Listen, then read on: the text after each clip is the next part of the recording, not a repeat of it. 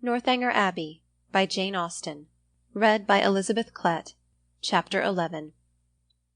The morrow brought a very sober-looking morning, the sun making only a few efforts to appear, and Catherine augured from it everything most favourable to her wishes. A bright morning so early in the year, she allowed, would generally turn to rain, but a cloudy one foretold improvement as the day advanced. She applied to Mr. Allen for confirmation of her hopes, but Mr. Allen, not having his own skies and barometer about him, declined giving any absolute promise of sunshine. She applied to Mrs. Allen, and Mrs. Allen's opinion was more positive. She had no doubt in the world of its being a very fine day, if the clouds would only go off and the sun keep out. At about 11 o'clock, however, a few specks of small rain upon the windows caught Catherine's watchful eye, and "Oh dear, I do believe it will be wet," broke from her in a most desponding tone. "I thought how it would be," said Mrs. Allen. "No walk for me to-day," sighed Catherine. "But perhaps it may come to nothing, or it may hold up before 12. "Perhaps it may. But then, my dear, it will be so dirty." "Oh, that will not signify. I never mind dirt." "No," replied her friend very placidly. "I know you never mind dirt." After a short pause, "It comes on faster and faster," said Catherine as she stood watching at a window. "So it does indeed. If it keeps raining, the streets will be very wet." "There are 4 umbrellas up already. How I hate the sight of an umbrella." "They are disagreeable things to carry. I would much rather take a chair at any time." "It was such a nice-looking morning. I felt so convinced it would be dry." "Anybody would have thought so indeed. There will be very few people in the pump-room if it rains all the morning. I hope Mr. Allen will put on his great-coat when he goes, but I dare say he will not, for he had rather do anything in the world than walk out in a great-coat. I wonder he should dislike it. It must be so comfortable." The rain continued, fast, though not heavy. Catherine went every 5 minutes to the clock, threatening on each return that if it still kept on raining another 5 minutes, she would give up the matter as hopeless. The clock struck 12, and still it rained. "You will not be able to go, my dear." "I do not quite despair yet. I shall not give it up till 12:15. This is just the time of day for it to clear up, and I do think it looks a little lighter. There, it is 20 minutes after 12, and now I shall give it up entirely. Oh, that we had such weather here as they had at Udolpho, or at least in Tuscany in the south of France, the night that poor St. Aubin died. Such beautiful weather." At 12:30, when Catherine's anxious attention to the weather was over, and she could no longer claim any merit from its amendment, the sky began voluntarily to clear. A gleam of sunshine took her quite by surprise. She looked round, the clouds were parting, and she instantly returned to the window to watch over and encourage the happy appearance. 10 minutes more made it certain that a bright afternoon would succeed, and justified the opinion of Mrs. Allen, who had "always thought it would clear up." But whether Catherine might still expect her friends, whether there had not been too much rain for Miss Tilney to venture, must yet be a question. It was too dirty for Mrs. Allen to accompany her husband to the pump-room. He accordingly set off by himself, and Catherine had barely watched him down the street when her notice was claimed by the approach of the same 2 open carriages, containing the same 3 people that had surprised her so much a few mornings back. "Isabella, my brother, and Mr. Thorpe, I declare! They are coming for me, perhaps, but I shall not go.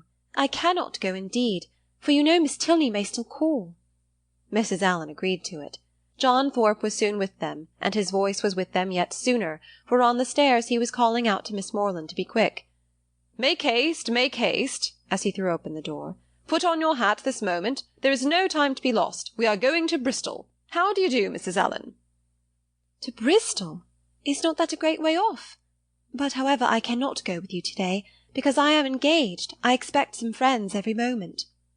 This was of course vehemently talked down as no reason at all. Mrs. Allen was called on to second him, and the 2 others walked in to give their assistance. "My sweetest Catherine, is not this delightful? We shall have a most heavenly drive. You are to thank your brother and me for the scheme. It darted into our heads at breakfast-time, I verily believe at the same instant, and we should have been off 2 hours ago if it had not been for this detestable rain. But it does not signify. The nights are moonlight, and we shall do delightfully. Oh, I am in such ecstasies at the thoughts of a little country air and quiet, so much better than going to the lower rooms. We shall drive directly to Clifton and dine there, and as soon as dinner is over, if there is time for it, we go on to King's Sweston. I doubt our being able to do so much, said Morland. You croaking fellow, cried Thorpe. We shall be able to do 10 times more. King's Weston, ay, and Blaise Castle too, and anything else we can hear of. But here is your sister says she will not go. Blaise Castle, cried Catherine. What is that? The finest place in England, worth going 50 miles at any time to see. What, is it really a castle, an old castle? The oldest in the kingdom. But is it like what one reads of? Exactly, the very same. But now really, are there towers and long galleries? By dozens. Then I should like to see it, but I cannot go. Not go? My beloved creature, what do you mean? I cannot go because, looking down as she spoke, fearful of Isabella's smile, I expect Miss Tilney and her brother to call on me to take a country walk. They promised to come at 12, only it rained. But now, as it is so fine, I dare say they will be here soon. Not they, indeed, cried Thorpe, for as we turned into Broad Street I saw them. Does he not drive a phaeton with bright chestnuts? I do not know, indeed. Yes, I know he does. I saw him. You are talking of the man you danced with last night, are you not? Yes. Well, I saw him at that moment turn up the Lansdowne Road driving a smart-looking girl. Did you indeed? Did, upon my soul. Knew him again directly, and he seemed to have got some very pretty cattle too. It is very odd, but I suppose they thought it would be too dirty for a walk. And well they might, for I never saw so much dirt in my life. Walk? You could no more walk than you could fly. It has not been so dirty the whole winter. It is ankle-deep everywhere. Isabella corroborated it. My dearest Catherine, you cannot form an idea of the dirt. Come, you must go. You cannot refuse going now. I should like to see the castle, but may we go all over it? May we go up every staircase and into every suite of rooms? Yes, yes, every hole and corner. But then if they should only be gone out for an hour till it is drier, and call by and by? Make yourself easy, there is no danger of that, for I heard Tilney hallooing to a man who was just passing by on horseback that they were going as far as Wick Rocks. Then I will. Shall I go, Mrs. Allen? Just as you please, my dear. Mrs. Allen, you must persuade her to go, was the general cry. Mrs. Allen was not inattentive to it. Well, my dear, said she, suppose you go. And in 2 minutes they were off. Catherine's feelings as she got into the carriage were in a very unsettled state, divided between regret for the loss of one great pleasure, and the hope of soon enjoying another, almost its equal in degree, however unlike in kind. She could not think the Tilneys had acted quite well by her, in so readily giving up their engagement, without sending her any message of excuse. It was now but an hour later than the time fixed on for the beginning of their walk, and in spite of what she had heard of the prodigious accumulation of dirt in the course of that hour, she could not from her own observation help thinking that they might have gone with very little inconvenience. To feel herself slighted by them was very painful. On the other hand, the delight of exploring an edifice like Udolpho, as her fancy represented Blaise Castle to be, was such a counterpoise of good as might console her for almost anything. They passed briskly down Pulteney Street, and through Lower Place, without the exchange of many words. Thorpe talked to his horse, and she meditated by turns on broken promises and broken arches, phaetons and false hangings, Tilneys and trap-doors. As they entered Argyle Buildings, however, she was roused by this address from her companion. "Who is that girl who looked at you so hard as she went by?" "Who? Where?" "On the right-hand pavement. She must be almost out of sight now." Catherine looked around, and saw Miss Tilney leaning on her brother's arm, walking slowly down the street. She saw them both looking back at her. "Stop, stop, Mr. Thorpe!" she impatiently cried. "It is Miss Tilney, it is indeed. How could you tell me they were gone? Stop, stop, I will get out this moment and go to them." But to what purpose did she speak? Thorpe only lashed his horse into a brisker trot. The Tilneys, who had soon ceased to look after her, were in a moment out of sight round the corner of Laura Place, and in another moment she was herself whisked into the market-place. Still, however, and during the length of another street, she entreated him to stop. "Pray, pray stop, Mr. Thorpe. I cannot go on. I will not go on. I must go back to Miss Tilney." But Mr. Thorpe only laughed, smacked his whip, encouraged his horse, made odd noises, and drove on. And Catherine, angry and vexed as she was, having no power of getting away, was obliged to give up the point and submit. Her reproaches, however, were not spared. "How could you deceive me so, Mr. Thorpe? How could you say that you saw them driving up the Lansdowne road? I would not have had it happen so for the world. They must think it so strange, so rude of me, to go by them, too, without saying a word. You do not know how vexed I am. I shall have no pleasure at Clifton, nor in anything else. I had rather 10,000 times rather get out now and walk back to them. How could you say you saw them driving out in a phaeton?" Thorpe defended himself very stoutly, declared he had never seen two men so much alike in his life, and would hardly give up the point of its having been Tilney himself. Their drive, even when this subject was over, was not likely to be very agreeable. Catherine's complaisance was no longer what it had been in their former airing. She listened reluctantly, and her replies were short. Blaise Castle remained her only comfort. Towards that she still looked at intervals with pleasure, though rather than be disappointed of the promised walk, and especially rather than be thought ill of by the Tilneys, she would willingly have given up all the happiness which its walls could supply, the happiness of a progress through a long suite of lofty rooms, exhibiting the remains of magnificent furniture, though now for many years deserted, the happiness of being stopped in their way along narrow, winding vaults by a low, grated door, or even of having their lamp, their only lamp, extinguished by a sudden gust of wind, and of being left in total darkness. In the meanwhile, they proceeded on their journey without any mischance, and were within view of the town of Keynsham, when a halloo from Morland, who was behind them, made his friend pull up, to know what was the matter. The others then came close enough for conversation, and Morland said, "We had better go back, Thorpe. It is too late to go on to-day. Your sister thinks so as well as I. We have been exactly an hour coming from Pulteney Street, very little more than 7 miles, and I suppose we have at least 8 more to go. It will never do. We set out a great deal too late. We had much better put it off till another day, and turn round."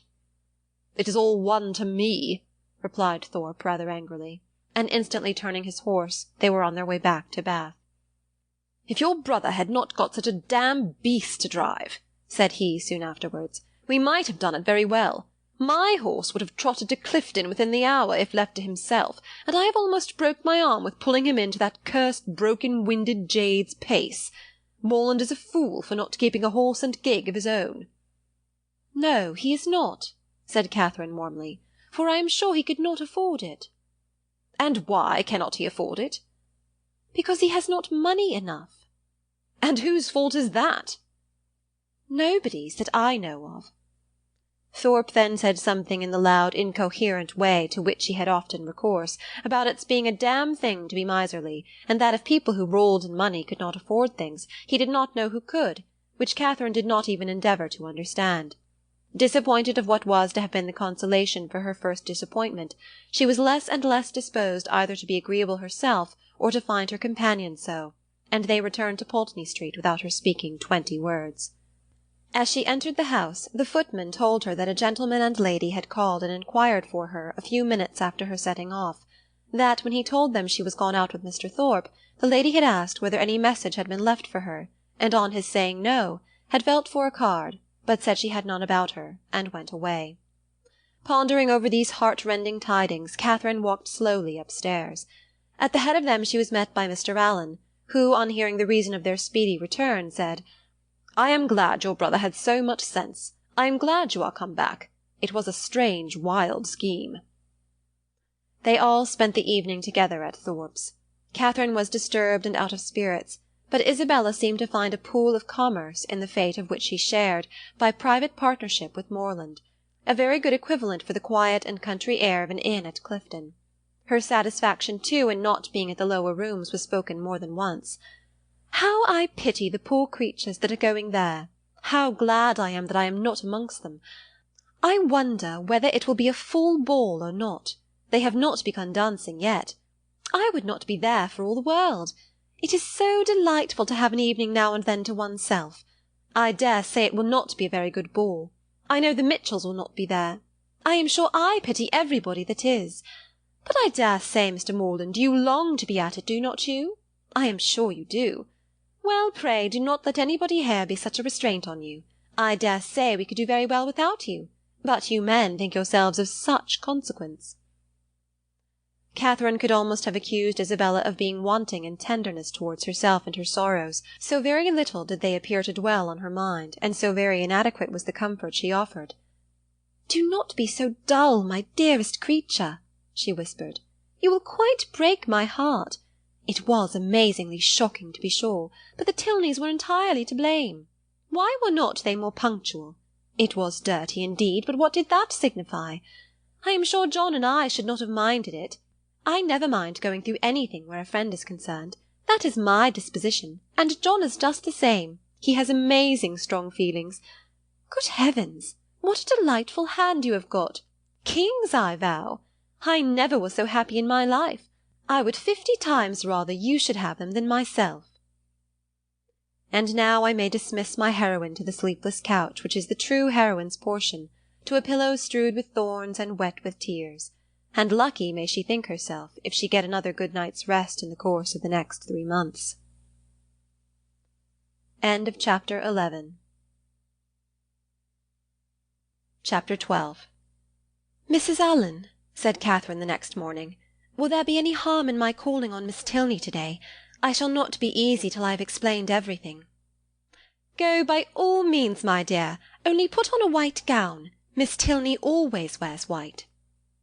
Catherine cheerfully complied, and being properly equipped, was more impatient than ever to be at the pump-room, that she might inform herself of General Tilney's lodgings, for though she believed they were in Milsom Street, she was not certain of the house, and Mrs. Allen's wavering convictions only made it more doubtful. To Milsom Street she was directed, and having made herself perfect in the number, hastened away with eager steps and a beating heart to pay her visit, explain her conduct, and be forgiven, tripping lightly through the churchyard, and resolutely turning away her eyes, that she might not be obliged to see her beloved Isabella and her dear family, who, she had reason to believe, were in a shop hard by. She reached the house without any impediment, looked at the number, knocked at the door, and inquired for Miss Tilney. The man believed Miss Tilney to be at home, but was not quite certain. Would she be pleased to send up her name? She gave her card. In a few minutes the servant returned, and with a look which did not quite confirm his words, said that he had been mistaken, for that Miss Tilney was walked out. Catherine, with a blush of mortification, left the house. She felt almost persuaded that Miss Tilney was at home, and too much offended to admit her, and as she retired down the street, could not withhold one glance at the drawing-room windows, in expectation of seeing her there, but no one appeared at them. At the bottom of the street, however, she looked back again, and then, not at a window, but issuing from the door, she saw Miss Tilney herself. She was followed by a gentleman whom Catherine believed to be her father, and they turned up towards Edgar's Buildings. Catherine, in deep mortification, proceeded on her way. She could almost be angry herself at such angry incivility, but she checked the resentful sensation. She remembered her own ignorance. She knew not how such an offence as hers might be classed by the laws of worldly politeness, to what a degree of unforgivingness it might with propriety lead, nor to what rigours of rudeness in return it might justly make her amenable. Dejected and humbled, she had even some thoughts of not going with the others to the theatre that night, but it must be confessed that they were not of long continuance, for she soon recollected, in the first place, that she was without any excuse for staying at home, and in the second, that it was a play she wanted very much to see. To the theatre accordingly they all went. No Tilneys appeared to plague or please her. She feared that amongst the many perfections of the family a fondness for plays was not to be ranked, but perhaps it was because they were habituated to the finer performances of the London stage, which she knew, on Isabella's authority, rendered everything else of the kind quite horrid. She was not deceived in her own expectation of pleasure. The comedy so well suspended her care that no one, observing her during the first 4 acts, would have supposed she had any wretchedness about her.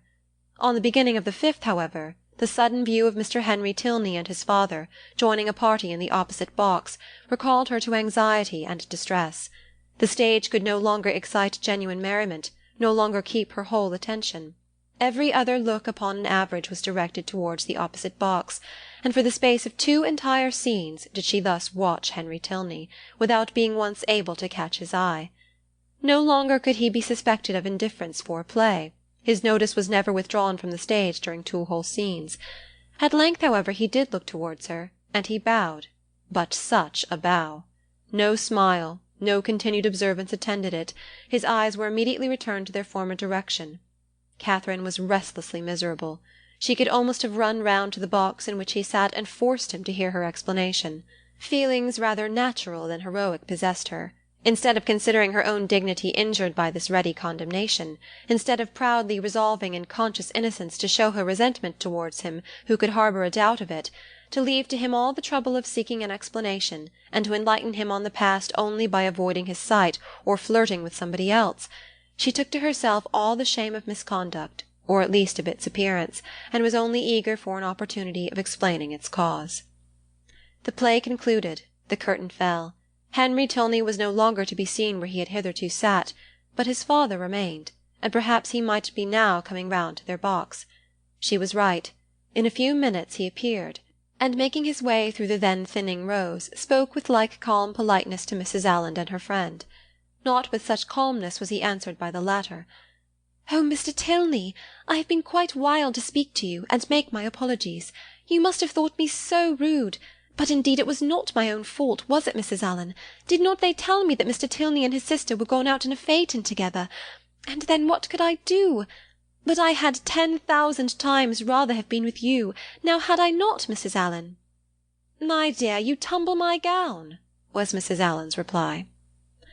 Her assurance, however, standing sole as it did, was not thrown away. It brought a more cordial, more natural smile into his countenance, and he replied in a tone which retained only a little affected reserve. "We were much obliged to you at any rate for wishing us a pleasant walk after our passing you in Argyle Street. You were so kind as to look back on purpose." "But indeed I did not wish you a pleasant walk. I never thought of such a thing. But I begged Mr. Thorpe so earnestly to stop. I called out to him as soon as ever I saw you. Now Mrs. Allen did not— Oh, you were not there. But indeed I did, and if Mr. Thorpe would only have stopped, I would have jumped out and run after you." Is there a Henry in the world who could be insensible to such a declaration? Henry Tilney, at least, was not. With a yet sweeter smile, he said everything that need be said of his sister's concern, regret, and dependence on Catherine's honour. "Oh, do not say Miss Tilney was not angry," cried Catherine, "because I know she was, for she would not see me this morning when I called. I saw her walk out of the house the next minute after my leaving it. I was hurt, but I was not affronted. Perhaps you did not know I had been there." "I was not within at the time, but I heard of it from Eleanor, and she has been wishing ever since to see you, to explain the reason of such incivility. But perhaps I can do it as well. It was nothing more than that my father—they were just preparing to walk out, and he, being hurried for time, and not caring to have it put off, made a point of her being denied. That was all, I do assure you. She was very much vexed, and meant to make her apology as soon as possible." Catherine's mind was greatly eased by this information, yet a something of solicitude remained, from which sprang the following question, thoroughly artless in itself, though rather distressing to the gentleman. "But, Mr. Tilney, why were you less generous than your sister?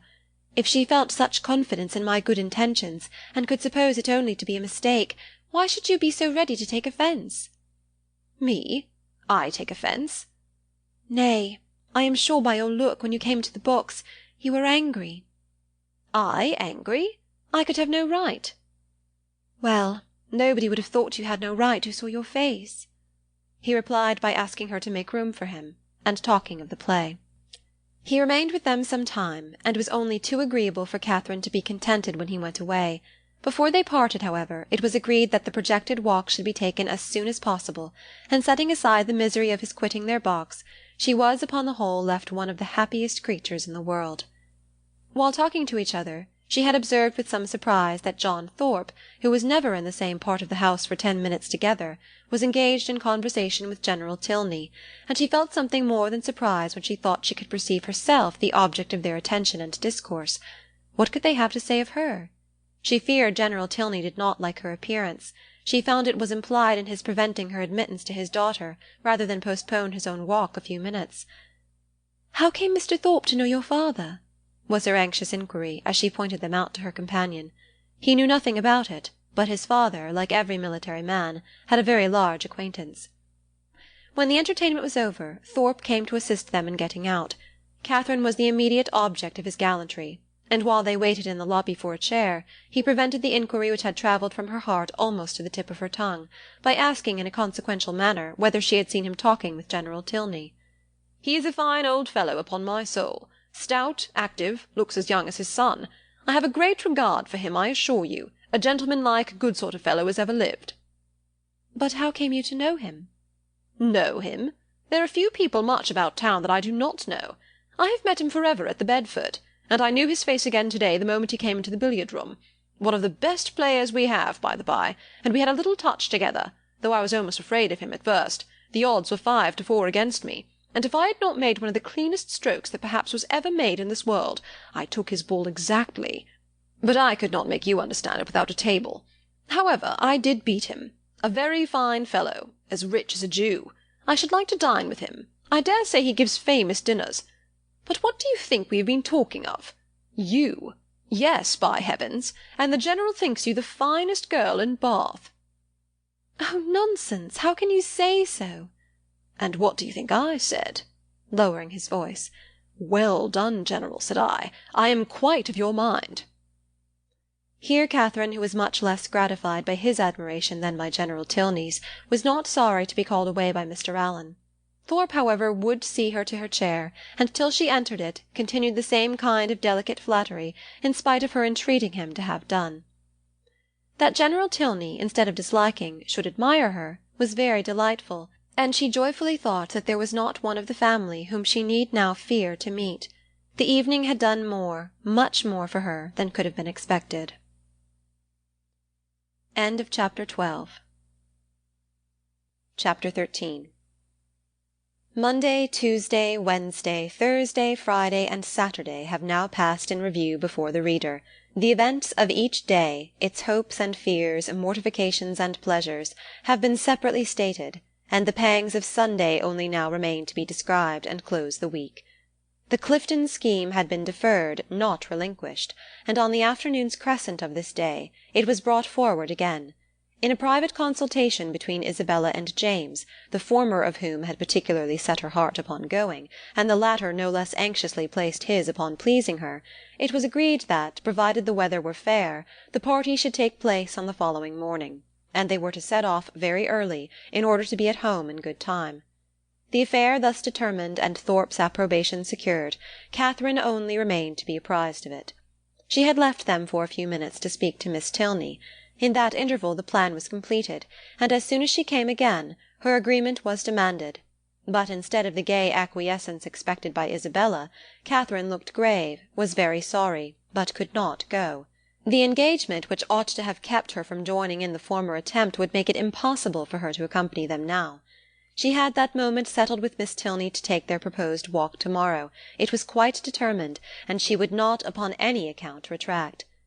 But that she must and should retract was instantly the eager cry of both the Thorpes. They must go to Clifton to-morrow. They would not go without her. It would be nothing to put off a mere walk for one day longer, and they would not hear of a refusal.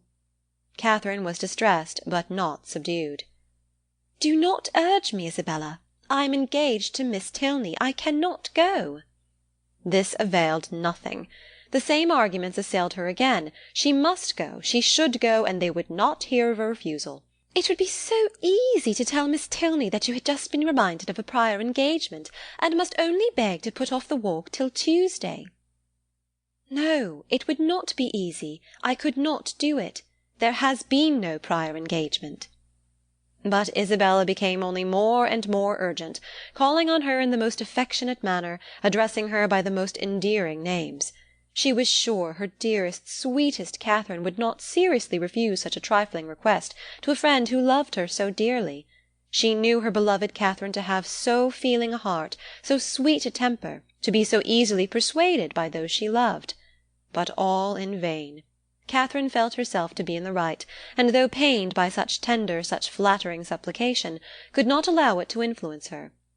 Isabella then tried another method. She reproached her with having more affection for Miss Tilney, though she had known her so little a while, than for her best and oldest friends, with being grown cold and indifferent, in short, towards herself. "I cannot help being jealous, Catherine, when I see myself slighted for strangers, I, who love you so excessively. When once my affections are placed, it is not in the power of anything to change them. But I believe my feelings are stronger than anybody's. I am sure they are too strong for my own peace, and to see myself supplanted in your friendship by strangers does cut me to the quick, I own. These Tilneys seem to swallow up everything else." Catherine thought this reproach equally strange and unkind.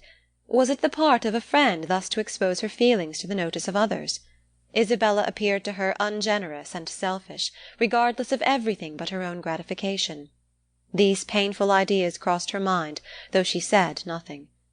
Isabella in the meanwhile had applied her handkerchief to her eyes, and Morland, miserable at such a sight, could not help saying, "Nay, Catherine, I think you cannot stand out any longer now. The sacrifice is not much, and to oblige such a friend. I shall think you quite unkind if you still refuse." This was the first time of her brother's openly siding against her, and anxious to avoid his displeasure, she proposed a compromise. If they would only put off their scheme till Tuesday, which they might easily do, as it depended only on themselves, she could go with them, and everybody might then be satisfied. But "No, no, no," was the immediate answer. "That could not be, for Thorpe did not know that he might not go to town on Tuesday."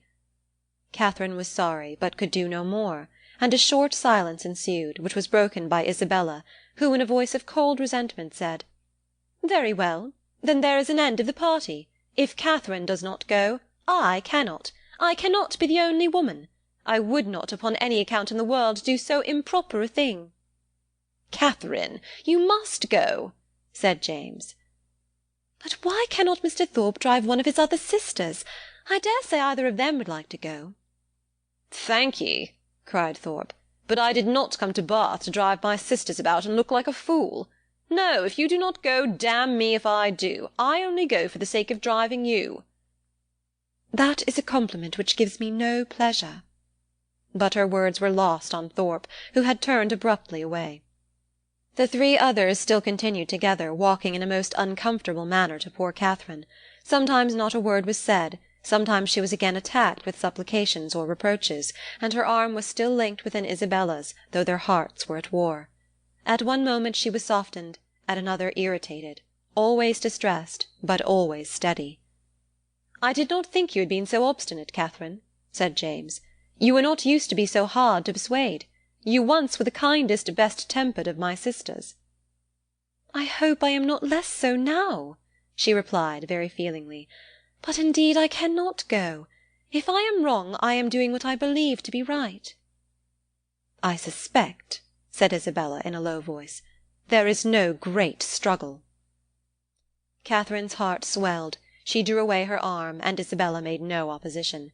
Thus passed a long 10 minutes, till they were again joined by Thorpe, who, coming to them with a gayer look, said, "Well, I have settled the matter, and now we may all go to-morrow with a safe conscience. I have been to Miss Tilney and made your excuses." "You have not!" cried Catherine. "I have, upon my soul. Left her this moment. Told her that you had sent me to say that, having just recollected a prior engagement of going to Clifton with us to-morrow, you could not have the pleasure of walking with her till Tuesday. She said, very well, Tuesday was just as convenient to her, so there is an end of all our difficulties. A pretty good thought of mine, hey?" Isabella's countenance was once more all smiles and good humour, and James, too, looked happy again. "A most heavenly thought indeed! Now, my sweet Catherine, all our distresses are over. You are honourably acquitted, and we shall have a most delightful party." "This will not do," said Catherine. "I cannot submit to this. I must run after Miss Tilney directly, and set her right." Isabella, however, caught hold of one hand, Thorpe of the other, and remonstrances poured in from all three. Even James was quite angry. When everything was settled, when Miss Tilney herself said that Tuesday would suit her as well, it was quite ridiculous, quite absurd to make any further objection. "I do not care. Mr. Thorpe had no business to invent any such message. If I had thought it right to put it off, I could have spoken to Miss Tilney myself. This is only doing it in a ruder way, and how do I know that Mr. Thorpe is— He may be mistaken again, perhaps. He led me into one act of rudeness by his mistake on Friday. Let me go, Mr. Thorpe. Isabella, do not hold me." Thorpe told her it would be in vain to go after the Tilneys. They were turning the corner into Brock Street when he had overtaken them, and were at home by this time. "Then I will go after them," said Catherine. "Wherever they are, I will go after them. It does not signify talking. If I could not be persuaded into doing what I thought wrong, I never will be tricked into it." And with these words she broke away and hurried off. Thorpe would have darted after her, but Morland withheld him. Let her go, if she will go. She is as obstinate as—" Thorpe never finished the simile, for it could hardly have been a proper one. Away walked Catherine in great agitation, as fast as the crowd would permit her, fearful of being pursued, yet determined to persevere. As she walked she reflected on what had passed. It was painful to her to disappoint and displease them, particularly to displease her brother, but she could not repent her resistance. Setting her own inclination apart, to have failed a second time in her engagement to Miss Tilney, to have retracted a promise voluntarily made only 5 minutes before, and on a false pretence too, must have been wrong. She had not been withstanding them on selfish principles alone. She had not consulted merely her own gratification. That might have been ensured in some degree by the excursion itself, by seeing Blaise Castle. No, she had attended to what was due to others, and to her own character and their opinion. Her conviction of being right, however, was not enough to restore her composure. Till she had spoken to Miss Tilney she could not be at ease, and quickening her pace when she got clear of the crescent, she almost ran over the remaining ground till she gained the top of Milsom Street. So rapid had been her movements that in spite of the Tilneys' advantage in the outset, they were but just turning into their lodgings as she came within view of them, and the servant still remaining at the open door, she used only the ceremony of saying that she must speak with Miss Tilney that moment, and hurrying by him proceeded upstairs. Then opening the first door before her, which happened to be the right, she immediately found herself in the drawing-room with General Tilney, his son and daughter. Her explanation, defective only in being, from her irritation of nerves and shortness of breath, no explanation at all, was instantly given. "I come in a great hurry. It was all a mistake. I never promised to go. I told them from the first I could not go. I ran away in a great hurry to explain it. I did not care what you thought of me. I would not stay for the servant."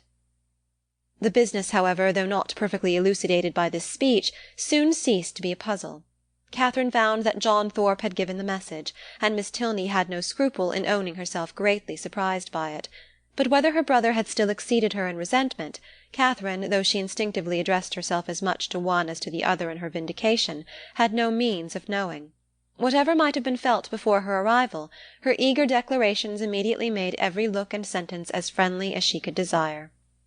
The affair thus happily settled, she was introduced by Miss Tilney to her father, and received by him with such ready, such solicitous politeness, as recalled Thorpe's information to her mind, and made her think with pleasure that he might be sometimes depended on. To such anxious attention was the general civility carried, that, not aware of her extraordinary swiftness in entering the house, he was quite angry with the servant whose neglect had reduced her to open the door of the apartment herself. "What did William mean by it? He should make a point of inquiring into the matter." And if Catherine had not most warmly asserted his innocence, it seemed likely that William would lose the favour of his master forever, if not his place, by her rapidity. After sitting with them a quarter of an hour, she rose to take leave, and was then most agreeably surprised by General Tilney's asking her if she would do his daughter the honour of dining and spending the rest of the day with her. Miss Tilney added her own wishes. Catherine was greatly obliged, but it was quite out of her power. Mr. and Mrs. Allen would expect her back every moment. The General declared he could say no more. The claims of Mr. and Mrs. Allen were not to be superseded, but on some other day, he trusted, when longer notice could be given, they would not refuse to spare her to her friend. Oh no! Catherine was sure they would not have the least objection, and she should have a great pleasure in coming. The General attended her himself to the street door, saying everything gallant as they went downstairs, admiring the elasticity of her walk, which corresponded exactly with the spirit of her dancing, and making her one of the most graceful bows she had ever beheld, when they parted. Catherine, delighted by all that had passed, proceeded gaily to Pulteney Street, walking, as she concluded, with great elasticity, though she had never thought of it before. She reached home without seeing anything more of the offended party, and now that she had been triumphant throughout, had carried her point, and was secure of her walk, She began, as the flutter of her spirit subsided, to doubt whether she had been perfectly right. A sacrifice was always noble, and if she had given way to their entreaties she should have been spared the distressing idea of a friend displeased, a brother angry, and a scheme of great happiness to both destroyed, perhaps through her means.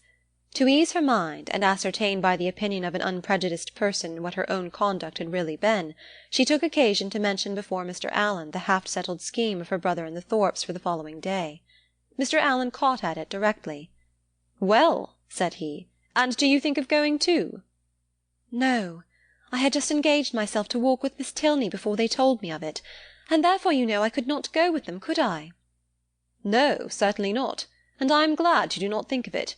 These schemes are not at all the thing, young men and women driving about the country in open carriages. Now and then it is very well, but going to inns and public places together. It is not right, and I wonder Mrs. Thorpe should allow it. I am glad you do not think of going. I am sure Mrs. Morland would not be pleased. Mrs. Allen, are you not of my way of thinking? Do you not think these kind of projects objectionable?" "Yes, very much so indeed. Open carriages are nasty things. A clean gown is not 5 minutes' wear in them. You are splashed getting in and getting out, and the wind takes your hair and your bonnet in every direction. I hate an open carriage myself." "I know you do, but that is not the question. Do not you think it has an odd appearance if young ladies are frequently driven about in them by young men, to whom they are not even related?" "Yes, my dear, a very odd appearance indeed. I cannot bear to see it." "Dear madam," cried Catherine, "then why did you not tell me so before? I am sure if I had known it to be improper, I would not have gone with Mr. Thorpe at all. But I always hoped you would tell me if you thought I was doing wrong." "And so I should, my dear, you may depend on it, for as I told Mrs. Morland at parting, I would always do the best for you in my power. But one must not be over-particular. Young people will be young people, as your good mother says herself. You know I wanted you, when we first came, not to buy that sprigged muslin, but you would. Young people do not like always to be thwarted."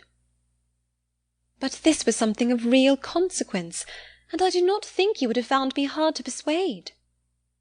"As far as it has gone hitherto, there is no harm done," said Mr. Allen, "and I would only advise you, my dear, not to go out with Mr. Thorpe any more." "That is just what I was going to say," added his wife. Catherine, relieved for herself, felt uneasy for Isabella, and after a moment's thought, asked Mr. Allen whether it would not be both proper and kind in her to write to Miss Thorpe, and explain the indecorum of which she must be as insensible as herself, for she considered that Isabella might otherwise perhaps be going to Clifton the next day, in spite of what had passed. Mr. Allen, however, discouraged her from doing any such thing. "You had better leave her alone, my dear. She is old enough to know what she is about, and if not, has a mother to advise her. Mrs. Thorpe is too indulgent beyond a doubt. But, however, you had better not interfere. She and your brother choose to go, and you will be only getting ill will." Catherine submitted, and though sorry to think that Isabella should be doing wrong, felt greatly relieved by Mr. Allen's approbation of her own conduct, and truly rejoiced to be preserved by his advice from the danger of falling into such an error herself. Her escape from being one of the party to Clifton was now an escape indeed, for what would the Tilneys have thought of her, if she had broken her promise to them in order to do what was wrong in itself, if she had been guilty of one breach of propriety, only to enable her to be guilty of another? Chapter 14. The next morning was fair, and Catherine almost expected another attack from the assembled party.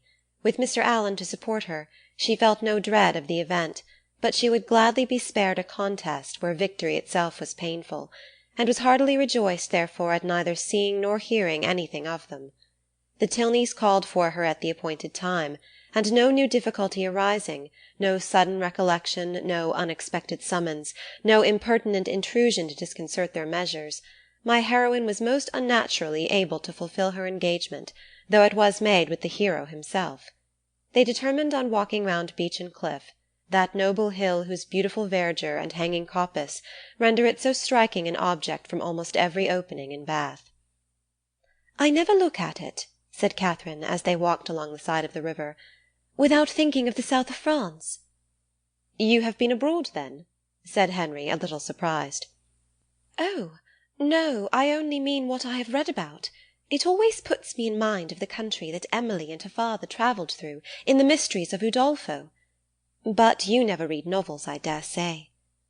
Why not? Because they are not clever enough for you. Gentlemen read better books. The person, be it gentleman or lady, who has not pleasure in a good novel, must be intolerably stupid. I have read all Mrs. Radcliffe's works, and most of them with great pleasure. The Mysteries of Udolpho, when I had once begun it, I could not lay down again. I remember finishing it in 2 days, my hair standing on end the whole time.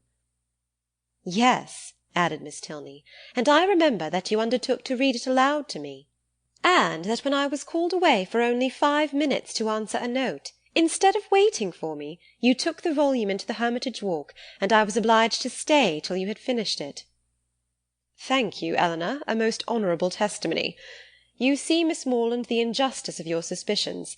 Here was I, in my eagerness to get on, refusing to wait only 5 minutes for my sister, breaking the promise I had made of reading it aloud, and keeping her in suspense at a most interesting part, by running away with the volume, which, you are to observe, was her own, particularly her own. I am proud when I reflect on it, and I think it must establish me in your good opinion. I am very glad to hear it indeed, and now I shall never be ashamed of liking Udolpho myself. But I really thought before young men despised novels amazingly. It is amazingly. It may well suggest amazement if they do, for they read nearly as many as women. I myself had read hundreds and hundreds. Do not imagine that you can cope with me in a knowledge of Julias and Louisas. If we proceed to particulars, and engage in the never-ceasing inquiry of "Have you read this?" and "Have you read that?" I shall soon leave you as far behind me as— what shall I say? I want an appropriate simile. As far as your friend Emily herself left poor Valancourt when she went with her aunt into Italy. Consider how many years I have had the start of you. I had entered on my studies at Oxford, while you were a good little girl working your sampler at home. Not very good, I'm afraid. But now really, do not you think Udolpho the nicest book in the world? The nicest, by which I suppose you mean the neatest. That must depend upon the binding. Henry, said Miss Tilney, you are very impertinent. Miss Morland, he is treating you exactly as he does his sister. He is forever finding fault with me, for some incorrectness of language, and now he is taking the same liberty with you. The word nicest, as you used it, did not suit him, and you had better change it as soon as you can, or we shall be overpowered with Johnson and Blair all the rest of the way. I am sure, cried Catherine, I did not mean to say anything wrong, but it is a nice book, and why should I not call it so? Very true, said Henry, and this is a very nice day, and we are taking a very nice walk, and you are 2 very nice young ladies. Oh, it is a very nice word indeed. It does for everything. Originally, perhaps, it was applied only to express neatness, propriety, delicacy, or refinement. People were nice in their dress, in their sentiments, or their choice. But now every commendation on every subject is comprised in that one word. While in fact, cried his sister, it ought only to be applied to you without any commendation at all. You are more nice than wise. Come, Miss Morland, let us leave him to meditate over our faults in the utmost propriety of diction, while we praise Udolpho in whatever terms we like best. It is a most interesting work. You are fond of that kind of reading? To say the truth, I do not much like any other. Indeed? That is, I can read poetry and plays and things of that sort, and do not dislike travels. But history, real solemn history, I cannot be interested in. Can you? Yes, I am fond of history. I wish I were too. I read it a little as a duty, but it tells me nothing that does not either vex or weary me. The quarrels of popes and kings, with wars or pestilences in every page, the men all so good for nothing, and hardly any women at all. It is very tiresome. And yet I often think it odd that it should be so dull, for a great deal of it must be invention. The speeches that are put into the heroes' mouths, their thoughts and designs, the chief of all this must be invention, and invention is what delights me in other books.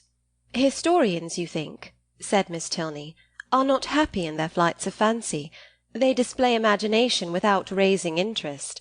I am fond of history, and am very well contented to take the false with the true. In the principal facts they have sources of intelligence in former histories and records, which may be as much depended on, I conclude, as anything that does not actually pass under one's own observation. And as for the little embellishments you speak of, they are embellishments, and I like them as such. If a speech be well drawn up, I read it with pleasure, by whomsoever it may be made, and probably with much greater, if the production of Mr. Hume or Mr. Robertson, than if the genuine words of Caractacus, Agricola, or Alfred the Great.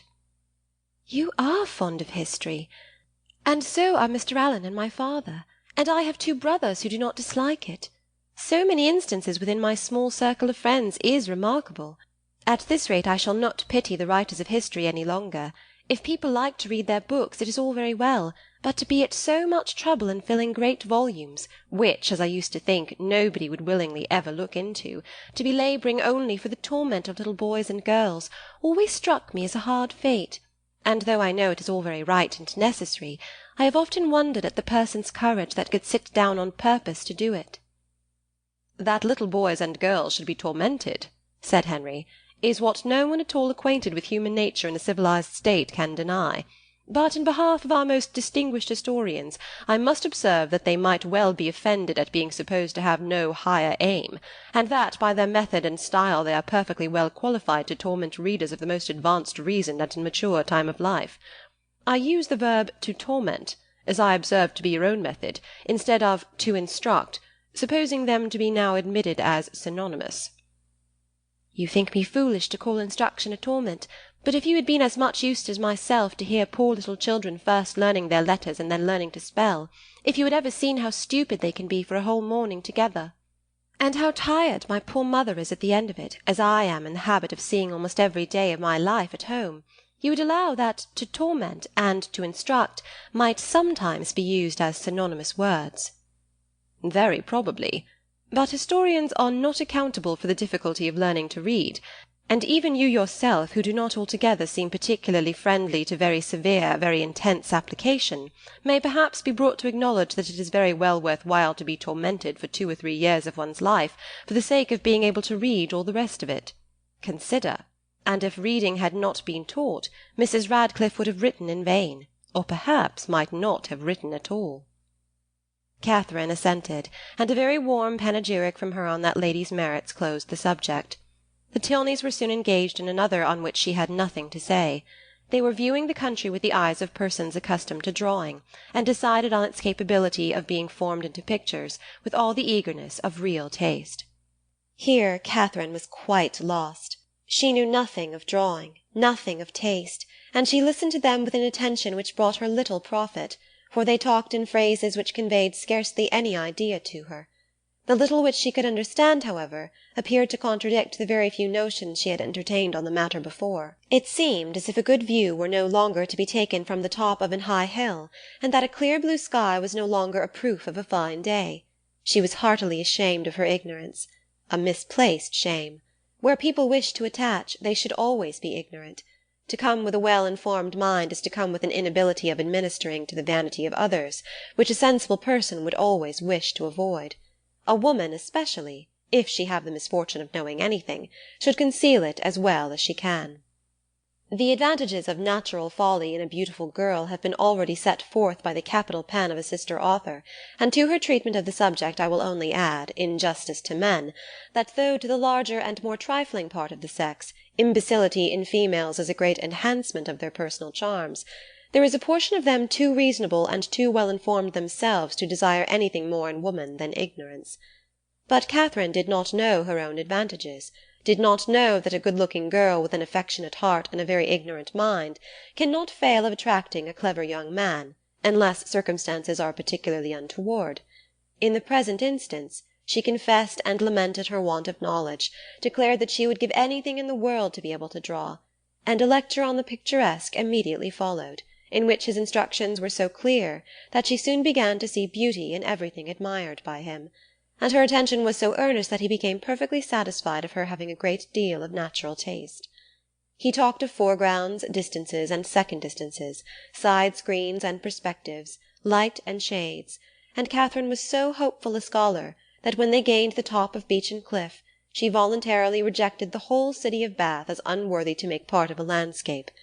Delighted with her progress, and fearful of wearying her with too much wisdom at once, Henry suffered the subject to decline, and by an easy transition from a piece of rocky fragment, and the withered oak which he had placed near its summit, to oaks in general, to forests, the enclosure of them, waste lands, crown lands, and government, he shortly found himself arrived at politics, and from politics it was an easy step to silence.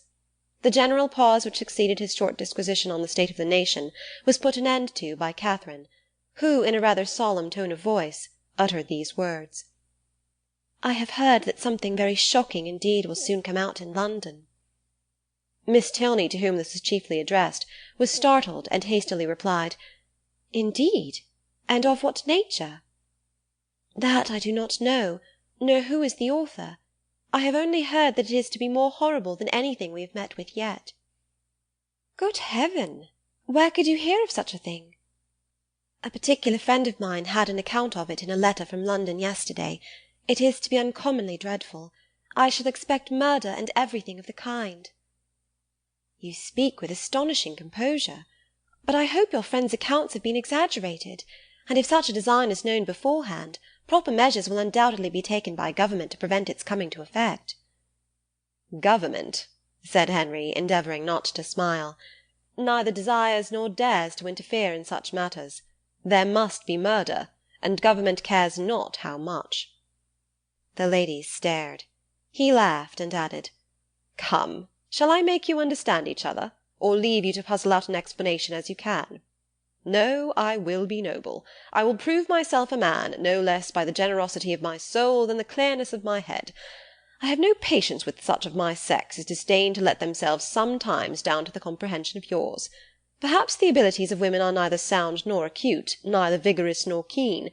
Perhaps they may want observation, discernment, judgment, fire, genius, and wit." "Miss Morland, do not mind what he says, but have the goodness to satisfy me as to this dreadful riot." "Riot? What riot?" "My dear Eleanor, the riot is only in your own brain. The confusion there is scandalous. Miss Morland has been talking of nothing more dreadful than a new publication which is shortly to come out, in 3 12mo volumes, 276 pages in each, with a frontispiece to the first, of 2 tombstones and a lantern. Do you understand? And you, Miss Morland, my stupid sister has mistaken all your clearest expressions. You talked of expected horrors in London, and instead of instantly conceiving, as any rational creature would have done, that such words could relate only to a circulating library, she immediately pictured to herself a mob of 3,000 men assembling in St. George's Fields, the Bank attacked, the Tower threatened, the streets of London flowing with blood, a detachment of the 12th Light Dragoons, the hopes of the nation, called up from Northampton to quell the insurgents, and the gallant Captain Frederick Tilney, in the moment of charging at the head of his troop, knocked off his horse by a brickbat from an upper window. Forgive her stupidity. The fears of the sister have added to the weakness of the woman, but she is by no means a simpleton in general." Catherine looked grave. "And now, Henry," said Miss Tilney, "that you have made us understand each other, you may as well make Miss Morland understand yourself, unless you mean to have her think you intolerably rude to your sister, and a great brute in your opinion of women in general. Miss Morland is not used to your odd ways." "I shall be most happy to make her better acquainted with them." "No doubt, but that is no explanation of the present." "What am I to do?" "You know what you ought to do. Clear your character handsomely before her. Tell her that you think very highly of the understanding of women." "Miss Morland, I think very highly of the understanding of all the women in the world, especially of those, whoever they may be, with whom I happen to be in company." "That is not enough. Be more serious." "Miss Morland, no one can think more highly of the understanding of women than I do. In my opinion, nature has given them so much that they never find it necessary to use more than half." "We shall get nothing more serious from him now, Miss Morland. He is not in a sober mood. But I do assure you that he must be entirely misunderstood if he can ever appear to say an unjust thing of any woman at all, or an unkind one of me." It was no effort to Catherine to believe that Henry Tilney could never be wrong. His manner might sometimes surprise, but his meaning must be always just, and what she did not understand she was almost as ready to admire as what she did. The whole walk was delightful, and though it ended too soon, its conclusion was delightful too. Her friends attended her into the house, and Miss Tilney, before they parted, addressing herself with respectful form as much to Mrs. Allen as to Catherine, petitioned for the pleasure of her company to dinner on the day after the next. No difficulty was made on Mrs. Allen's side, and the only difficulty on Catherine's was in concealing the excess of her pleasure. The morning had passed away so charmingly as to banish all her friendship and natural affection, for no thought of Isabella or James had crossed her during their walk. When the Tilneys were gone, she became amiable again, but she was amiable for some time to little effect. Mrs. Allen had no intelligence to give that could relieve her anxiety. She had heard nothing from any of them. Towards the end of the morning, however, Catherine, having occasion for some indispensable yard of ribbon which must be bought without a moment's delay, walked out into the town, and in Bond Street overtook the second Miss Thorpe as she was loitering towards Edgar's Buildings between two of the sweetest girls in the world, who had been her dear friends all the morning. From her she soon learned that the party to Clifton had taken place. "They set off at 8 this morning," said Miss Anne, "and I am sure I do not envy them their drive. I think you and I are very well off to be out of the scrape. It must be the dullest thing in the world, for there is not a soul at Clifton this time of year. Belle went with your brother, and John drove Maria." Catherine spoke the pleasure she really felt on hearing this part of the arrangement. "Oh, yes," rejoined the other, "Maria is gone. She was quite wild to go. She thought it would be something very fine. I cannot say I admire her taste, and for my part I was determined from the first not to go, if they pressed me ever so much." Catherine, a little doubtful of this, could not help answering, "I wish you could have gone too. It is a pity you could not all go." "Thank you, but it is quite a matter of indifference to me. Indeed, I would not have gone on any account. I was saying so to Emily and Sophia when you overtook us."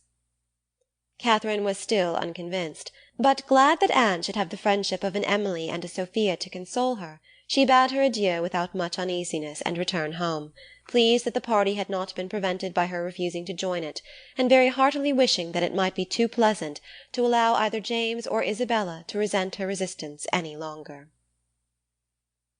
Chapter 15.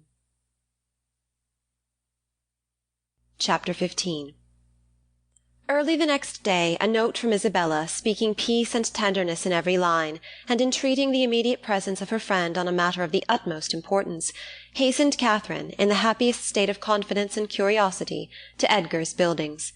The two youngest Miss Thorpes were by themselves in the front parlour, and on Anne's quitting it to call her sister, Catherine took the opportunity of asking the other for some particulars of their yesterday's party. Maria desired no greater pleasure than to speak of it, and Catherine immediately learnt that it had been altogether the most delightful scheme in the world, and that nobody could imagine how charming it had been, and that it had been more delightful than anybody could conceive. Such was the information of the first 5 minutes.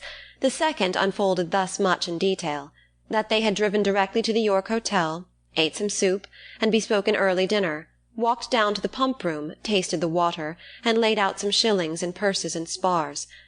Thence adjourned to eat ice at a pastry-cook's, and hurrying back to the hotel swallowed their dinner in haste, to prevent being in the dark, and then had a delightful drive back, only the moon was not up, and it rained a little, and Mr. Morland's horse was so tired he could hardly get it along.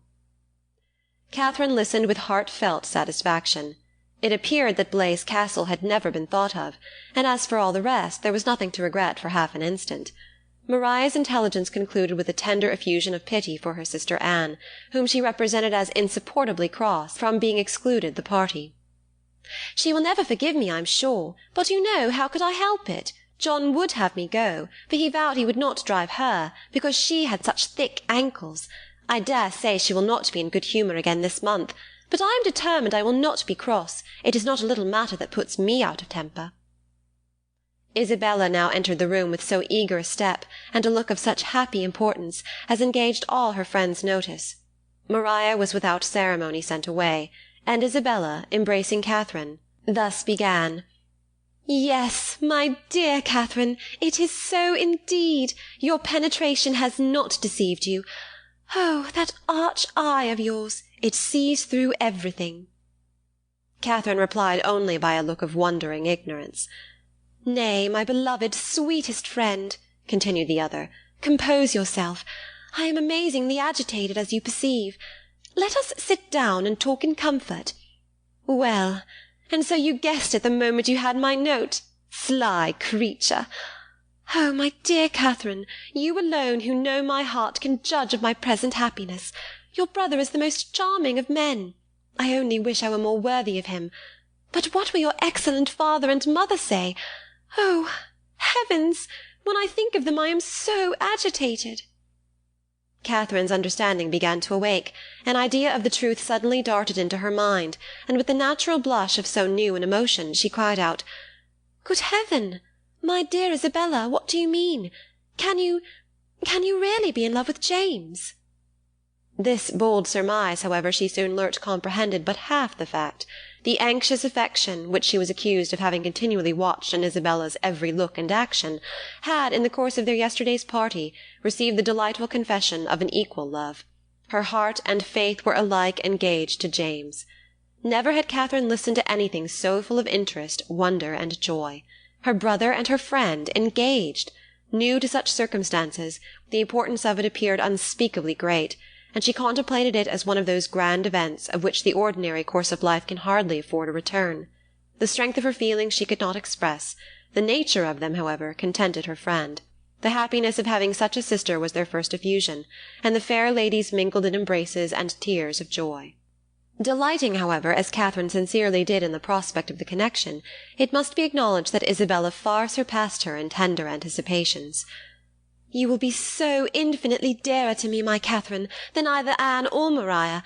I feel that I shall be so much more attached to my dear Morland's family than to my own." This was a pitch of friendship beyond Catherine. "You are so like your dear brother," continued Isabella, "that I quite doted on you the first moment I saw you. But so it always is with me. The first moment settles everything. The very first day that Morland came to us last Christmas, the very first moment I beheld him, my heart was irrecoverably gone. I remember I wore my yellow gown with my hair done up in braids, and when I came into the drawing-room, and John introduced him, I thought I never saw anybody so handsome before." Here Catherine secretly acknowledged the power of love, for though exceedingly fond of her brother, and partial to all his endowments, she had never in her life thought him handsome. "I remember, too, Miss Andrews drank tea with us that evening, and wore her puce-coloured sarcenet, and she looked so heavenly that I thought your brother must certainly fall in love with her. I could not sleep a wink all night for thinking of it. Oh, Catherine, the many sleepless nights I have had on your brother's account! I would not have you suffer half what I have done. I am grown wretchedly thin, I know, but I will not pain you by describing my anxiety. You have seen enough of it. I feel that I have betrayed myself perpetually, so unguarded in speaking of my partiality for the Church. But my secret I was always sure would be safe with you."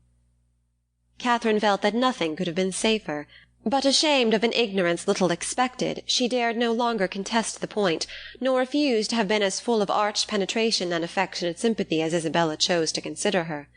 Her brother, she found, was preparing to set off with all speed to Fullerton, to make known his situation and ask consent, and here was a source of some real agitation to the mind of Isabella.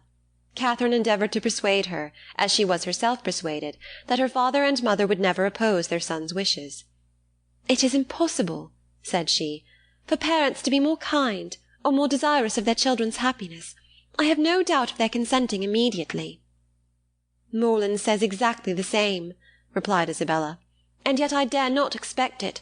My fortune will be so small, they can never consent to it. Your brother, who might marry anybody." Here Catherine again discerned the force of love. "Indeed, Isabella, you are too humble. The difference of fortune can be nothing to signify." "Oh, my sweet Catherine, in your generous heart I know it would signify nothing, but we must not expect such disinterestedness in many. As for myself, I am sure I only wish our situations were reversed. Had I the command of millions, were I mistress of the whole world, your brother would be my only choice." This charming sentiment, recommended as much by sense as novelty, gave Catherine a most pleasing remembrance of all the heroines of her acquaintance, and she thought her friend never looked more lovely than in uttering the grand idea. "I am sure they will consent," was her frequent declaration. "I am sure they will be delighted with you." For my own part, said Isabella, my wishes are so moderate that the smallest income in nature would be enough for me. Where people are really attached, poverty itself is wealth. Grandeur I detest. I would not settle in London for the universe. A cottage in some retired village would be ecstasy. There are some charming little villas about Richmond. Richmond? cried Catherine. You must settle near Fullerton. You must be near us. I am sure I shall be miserable if we do not. If I can but be near you, I shall be satisfied. But this is idle talking. I will not allow myself to think of such things till we have your father's answer. Morland says that by sending it to-night to Salisbury, we may have it to-morrow. To-morrow!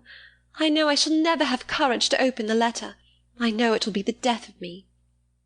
A reverie succeeded this conviction, and when Isabella spoke again, it was to resolve on the quality of her wedding-gown. Their conference was put an end to by the anxious young lover himself, who came to breathe his parting sigh before he set off for Wiltshire. Catherine wished to congratulate him, but knew not what to say, and her eloquence was only in her eyes. From them, however, the 8 parts of speech shone out most expressively, and James could combine them with ease. Impatient for the realization of all that he had hoped at home, his adieus were not long, and they would have been yet shorter had he not been frequently detained by the urgent entreaties of his fair one that he would go. Twice was he called almost from the door by her eagerness to have him gone. "Indeed, Morland, I must drive you away. Consider how far you have to ride. I cannot bear to see you linger so. For heaven's sake, waste no more time. There, go, go, I insist on it." The 2 friends, with hearts now more united than ever, were inseparable for the day, and in schemes of sisterly happiness the hours flew along. Mrs. Thorpe and her son, who were acquainted with everything, and who seemed only to want Mr. Morland's consent, to consider Isabella's engagement as the most fortunate circumstance imaginable for their family, were allowed to join their counsels, and add their quota of significant looks and mysterious expressions to fill up the measure of curiosity to be raised in the unprivileged younger sisters. To Catherine's simple feelings, this odd sort of reserve seemed neither kindly meant nor consistently supported, and its unkindness she would hardly have forborne pointing out, had its inconsistency been less their friend. But Anne and Maria soon set her heart at ease by the sagacity of their "I know what," and the evening was spent in a sort of war of wit, a display of family ingenuity, on one side in the mystery of an affected secret, on the other of undefined discovery, all equally acute. Catherine was with her friend again the next day, endeavouring to support her spirits and while away the many tedious hours before the delivery of the letters, a needful exertion, for as the time of reasonable expectation drew near, Isabella became more and more desponding, and before the letter arrived had worked herself into a state of real distress. But when it did come, where could distress be found? "I have had no difficulty in gaining the consent of my kind parents, and have promised that everything in their power shall be done to forward my happiness," were the first 3 lines, and in one moment all was joyful security. The brightest glow was instantly spread over Isabella's features, all care and anxiety seemed removed, her spirits became almost too high for control, and she called herself without scruple the happiest of mortals. Mrs. Thorpe, with tears of joy, embraced her daughter, her son, her visitor, and could have embraced half the inhabitants of Bath with satisfaction. Her heart was overflowing with tenderness. It was "Dear John," and "Dear Catherine," at every word. "Dear Anne and dear Maria," must immediately be made sharers in their felicity, and 2 "dears" at once before the name of Isabella were not more than that beloved child had now well earned. John himself was no skulker in joy. He not only bestowed on Mr. Morland the high commendation of being one of the finest fellows in the world, but swore off many sentences in his praise. The letter, whence sprang all this felicity, was short, containing little more than this assurance of success, and every particular was deferred till James could write again. But for particulars Isabella could well afford to wait. The needful was comprised in Mr. Morland's promise, his honour was pledged to make everything easy, and by what means their income was to be formed, whether landed property were to be resigned, or funded money made over, was a matter in which her disinterested spirit took no concern. She knew enough to feel secure of an honourable and speedy establishment, and her imagination took a rapid flight over its attendant felicities.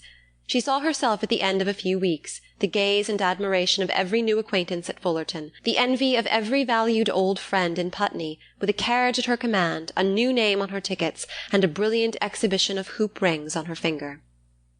When the contents of the letter were ascertained, John Thorpe, who had only waited its arrival to begin his journey to London, prepared to set off. "Well, Miss Morland," said he, on finding her alone in the parlour, "I am come to bid you good-bye." Catherine wished him a good journey.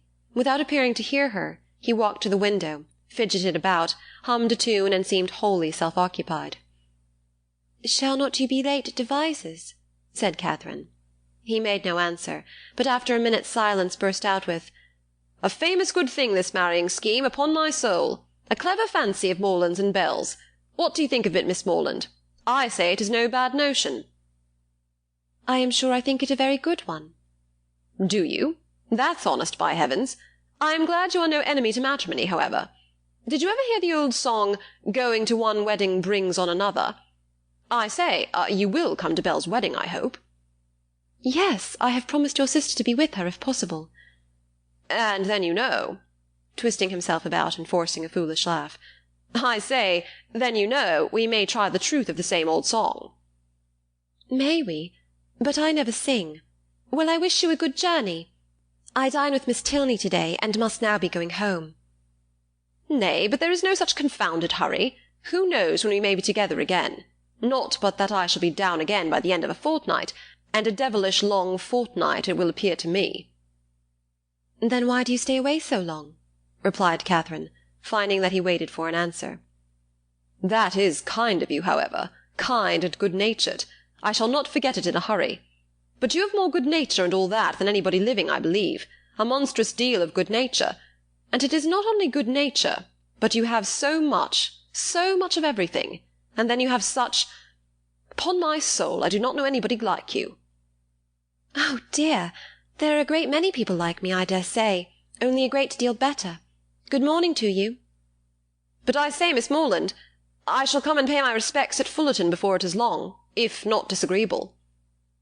"Pray do. My father and mother will be very glad to see you." "And I hope, Miss Morland, you will not be sorry to see me." "Oh, dear, not at all. There are very few people I am sorry to see. Company is always cheerful." "That is just my way of thinking. Give me but a little cheerful company. Let me only have the company of the people I love. Let me only be where I like and with whom I like, and the devil take the rest, say I. And I am heartily glad to hear you say the same. But I have a notion, Miss Morland, you and I think pretty much alike upon most matters." "Perhaps we may, but it is more than I ever thought of. And as to most matters, to say the truth, there are not many that I know my own mind about." "By Jove, no more do I. It is not my way to bother my brains with what does not concern me. My notion of things is simple enough. Let me only have the girl I like, say I, with a comfortable house over my head, and what care I for all the rest? Fortune is nothing. I am sure of a good income of my own, and if she had not a penny, why, so much the better." "Very true. I think like you there. If there is a good fortune on one side, there can be no occasion for any on the other, no matter which has it, so that there is enough. I hate the idea of one great fortune looking out for another. And to marry for money I think the wickedest thing in existence. Good day. We shall be very glad to see you at Fullerton, whenever it is convenient." And away she went. It was not in the power of all his gallantry to detain her longer. With such news to communicate, and such a visit to prepare for, her departure was not to be delayed by anything in his nature to urge, and she hurried away, leaving him to the undivided consciousness of his own happy address, and her explicit encouragement. The agitation which she had herself experienced on first learning her brother's engagement made her expect to raise no inconsiderable emotion in Mr. and Mrs. Allen by the communication of the wonderful event. How great was her disappointment! The important affair, which many words of preparation ushered in, had been foreseen by them both ever since her brother's arrival, and all that they felt on the occasion was comprehended in a wish for the young people's happiness, with a remark, on the gentleman's side, in favour of Isabella's beauty, and on the lady's of her great good luck. It was to Catherine the most surprising insensibility. The disclosure, however, of the great secret of James's going to Fullerton the day before, did raise some emotion in Mrs. Allen.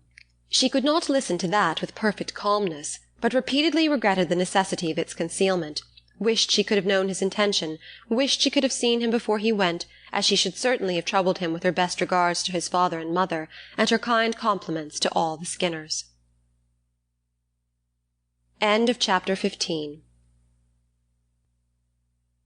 Chapter 16 Catherine's expectations of pleasure from her visit in Milsom Street were so very high that disappointment was inevitable, and accordingly, though she was most politely received by General Tilney, and kindly welcomed by his daughter, though Henry was at home and no one else of the party, she found, on her return, without spending many hours in the examination of her feelings, that she had gone to her appointment preparing for happiness which it had not afforded.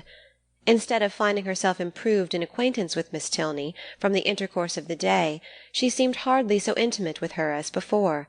Instead of seeing Henry Tilney to greater advantage than ever, in the ease of a family party, he had never said so little, nor been so little agreeable, and in spite of their father's great civilities to her, in spite of his thanks, invitations, and compliments, it had been a release to get away from him.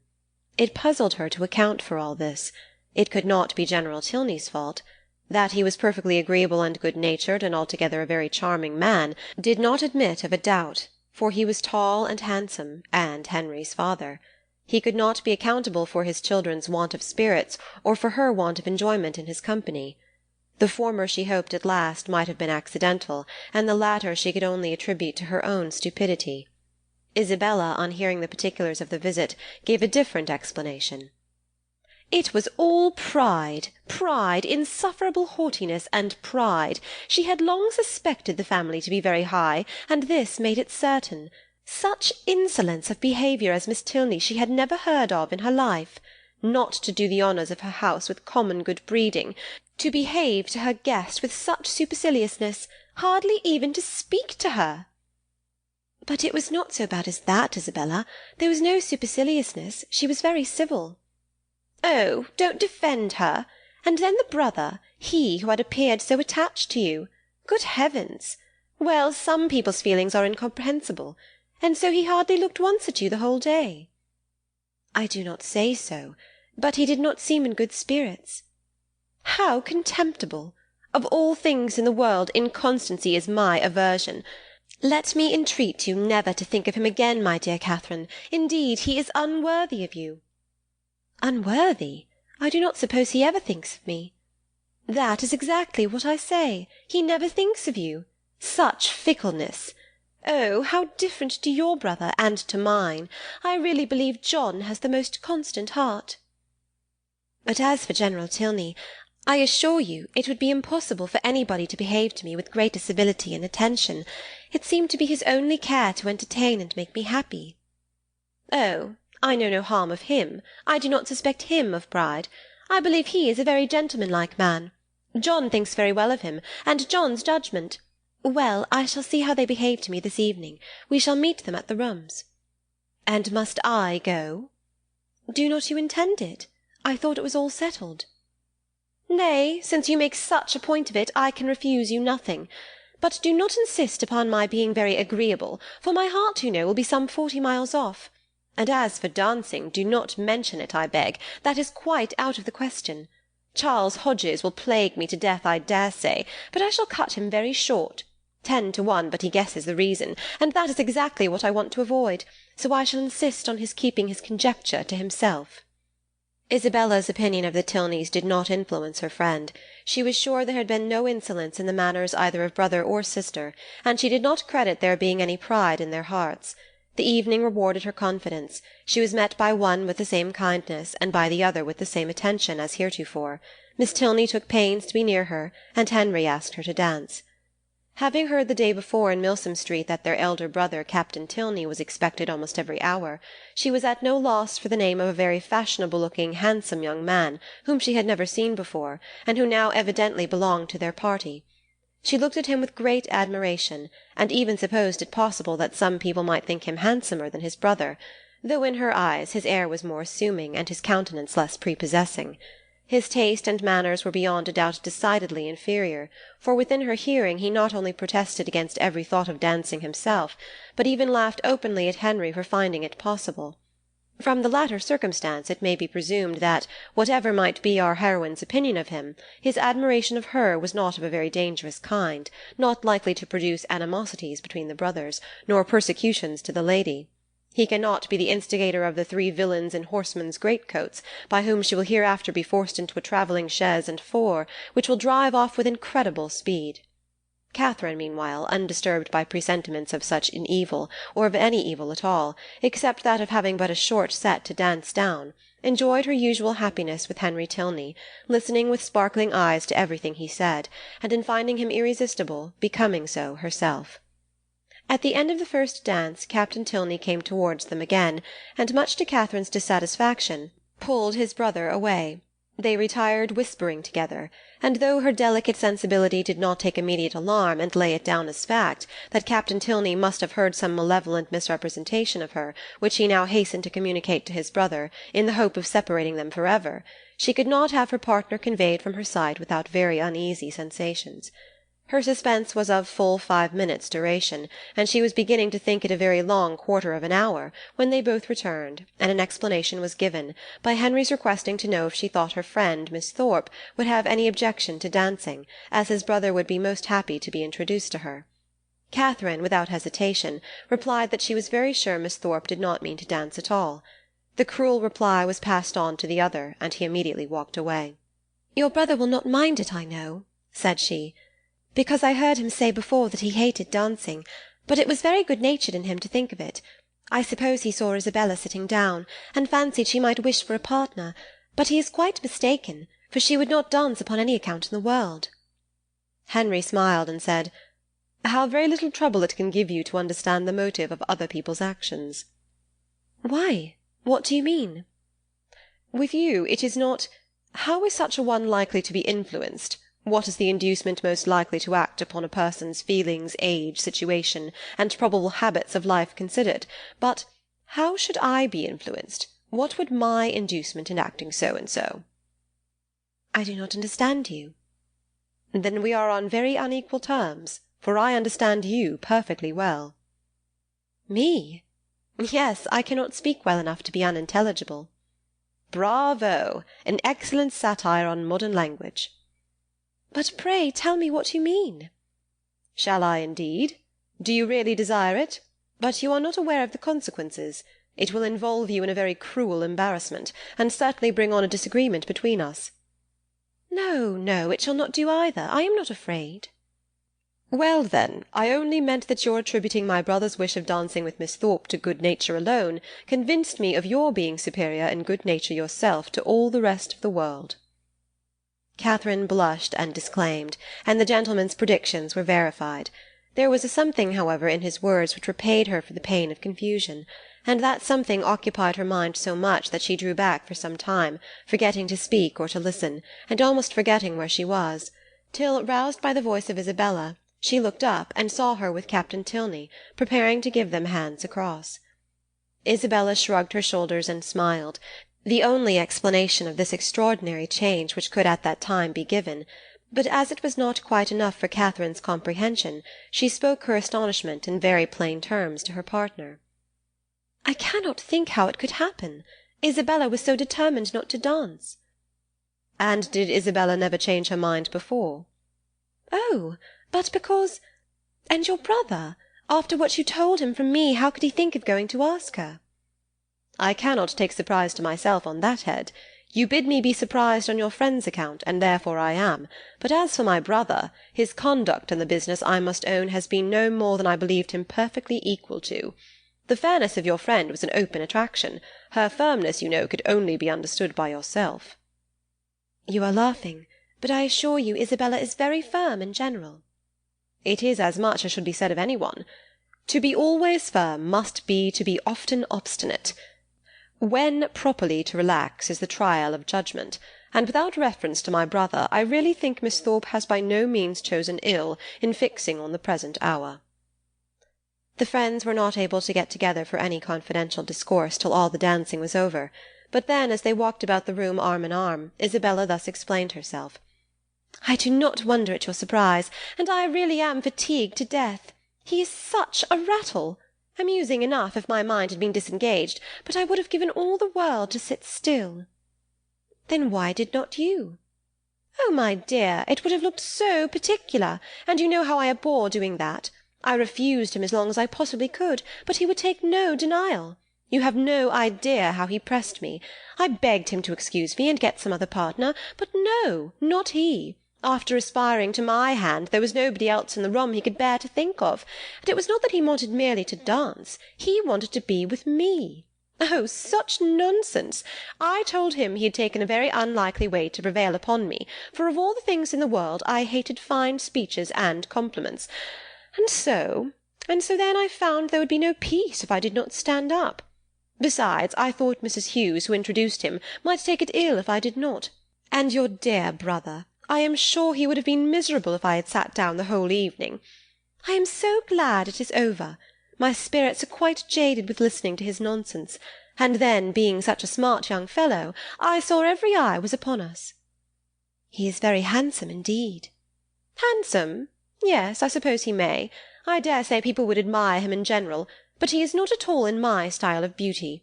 I hate a florid complexion and dark eyes in a man. However, he is very well. Amazingly conceited, I am sure. I took him down several times, you know, in my way. When the young ladies next met, they had a far more interesting subject to discuss. James Morland's second letter was then received, and the kind intentions of his father fully explained. A living, of which Mr. Morland was himself patron and incumbent, of about £400 yearly value, was to be resigned to his son as soon as he could be old enough to take it. No trifling deduction from the family income, no niggardly assignment to one of 10 children. An estate of at least equal value, moreover, was assured as his future inheritance.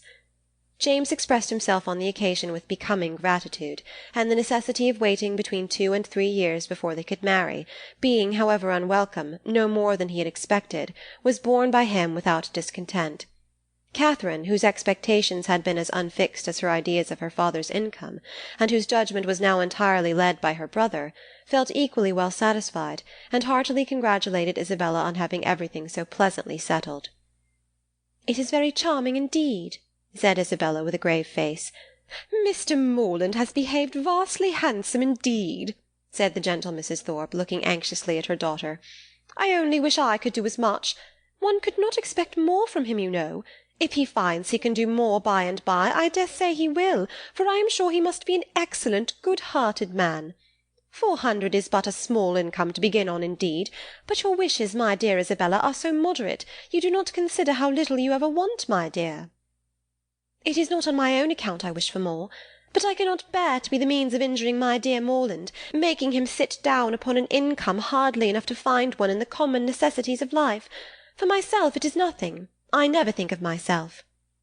"I know you never do, my dear, and you will always find your reward in the affection it makes everybody feel for you. There never was such a young woman so beloved as you are by everybody that knows you, and I dare say when Mr. Morland sees you, my dear child— But do not let us distress our dear Catherine by talking of such things. Mr. Morland has behaved so very handsome, you know. I always heard he was a most excellent man. And you know, my dear, we are not to suppose but what, if you had a suitable fortune, he would have come down with something more, for I am sure he must be a most liberal-minded man." "Nobody can think better of Mr. Morland than I do, I am sure. But everybody has their failing, you know, and everybody has a right to do what they like with their own money." Catherine was hurt by these insinuations. "I'm very sure," said she, "that my father has promised to do as much as he can afford." Isabella recollected herself. "As to that, my sweet Catherine, there cannot be a doubt, and you know me well enough to be sure that a much smaller income would satisfy me. It is not the want of more money that makes me just at present a little out of spirits. I hate money, and if our union could take place now upon only £50 a year, I should not have a wish unsatisfied. Ah, my Catherine, you have found me out. There's the sting. The long, long, endless 2 years and half that are to pass before your brother can hold the living." "Yes, yes, my darling Isabella," said Mrs. Thorpe, "we perfectly see into your heart. You have no disguise. We perfectly understand the present vexation, and everybody must love you the better for such a noble, honest affection." Catherine's uncomfortable feelings began to lessen. She endeavoured to believe that the delay of the marriage was the only source of Isabella's regret, and when she saw her at their next interview as cheerful and amiable as ever, endeavoured to forget that she had for a minute thought otherwise. James soon followed his letter, and was received with the most gratifying kindness. Chapter 17.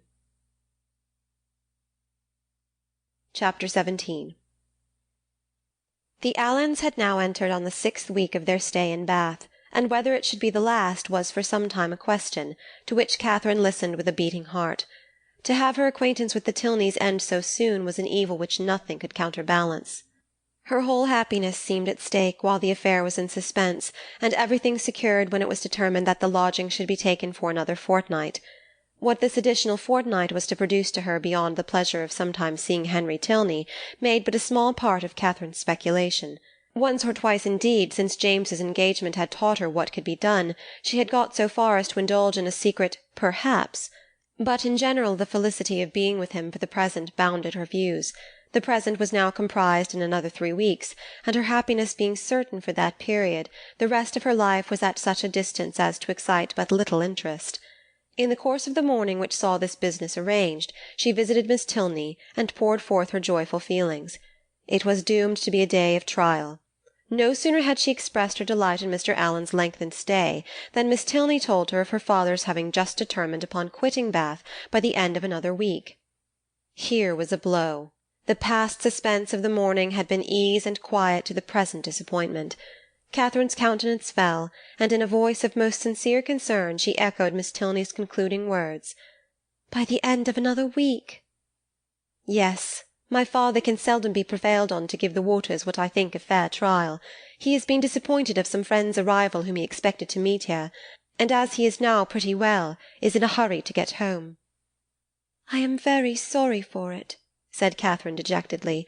"If I had known this before—" "Perhaps," said Miss Tilney in an embarrassed manner, "you would be so good, it would make me very happy if—" The entrance of her father put a stop to the civility, which Catherine was beginning to hope might introduce a desire of their corresponding. After addressing her with his usual politeness, he turned to his daughter and said, "Well, Eleanor, may I congratulate you on being successful in your application to your fair friend?" "I was just beginning to make the request, sir, as you came in." "Well, proceed by all means. I know how much your heart is in it. My daughter, Miss Morland," he continued, without leaving his daughter time to speak, "has been forming a very bold wish. We leave Bath, as she has perhaps told you, on Saturday se'nnight. A letter from my steward tells me that my presence is wanted at home, and being disappointed in my hope of seeing the Marquis of Longtown and General Courtenay here, some of my very old friends, there is nothing to detain me longer in Bath. And could we carry our selfish point with you, we should leave it without a single regret.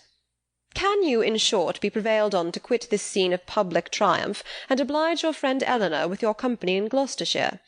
I am almost ashamed to make the request, though its presumption would certainly appear greater to every creature in Bath than yourself. Modesty such as yours, but not for the world would I pain it by open praise. If you can be induced to honour us with a visit, you will make us happy beyond expression. 'Tis true we can offer you nothing like the gaieties of this lively place. We can tempt you neither by amusement nor splendour, for our mode of living, as you see, is plain and unpretending. Yet no endeavour shall be wanting on our side to make Northanger Abbey not wholly disagreeable." Northanger Abbey! These were thrilling words, and wound up Catherine's feelings to the highest point of ecstasy. Her grateful and gratified heart could hardly restrain its expressions within the language of tolerable calmness. To receive so flattering an invitation, to have her company so warmly solicited. Everything honourable and soothing, every present enjoyment, and every future hope was contained in it, and her acceptance, with only the saving clause of papa and mamma's approbation, was eagerly given. "I will write home directly," said she, "and if they do not object, as I dare say they will not."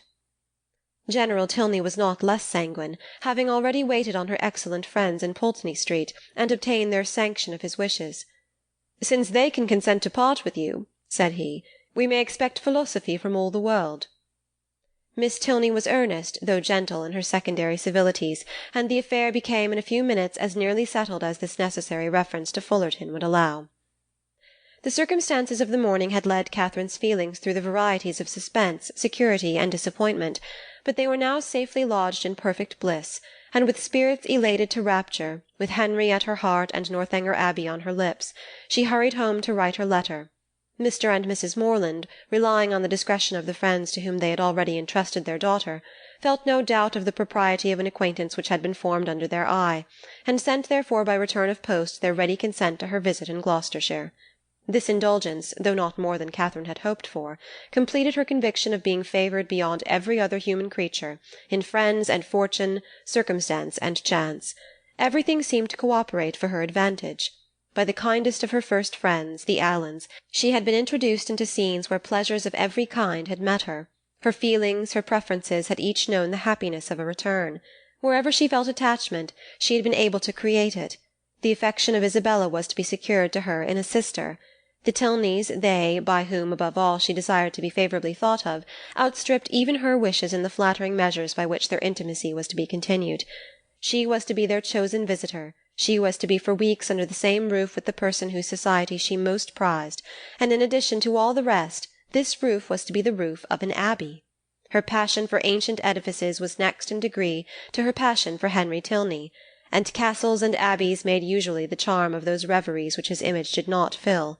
To see and explore either the ramparts and keep of the one, or the cloisters of the other, had been for many weeks a darling wish, though to be more than the visitor of an hour had seemed too nearly impossible for desire. And yet this was to happen.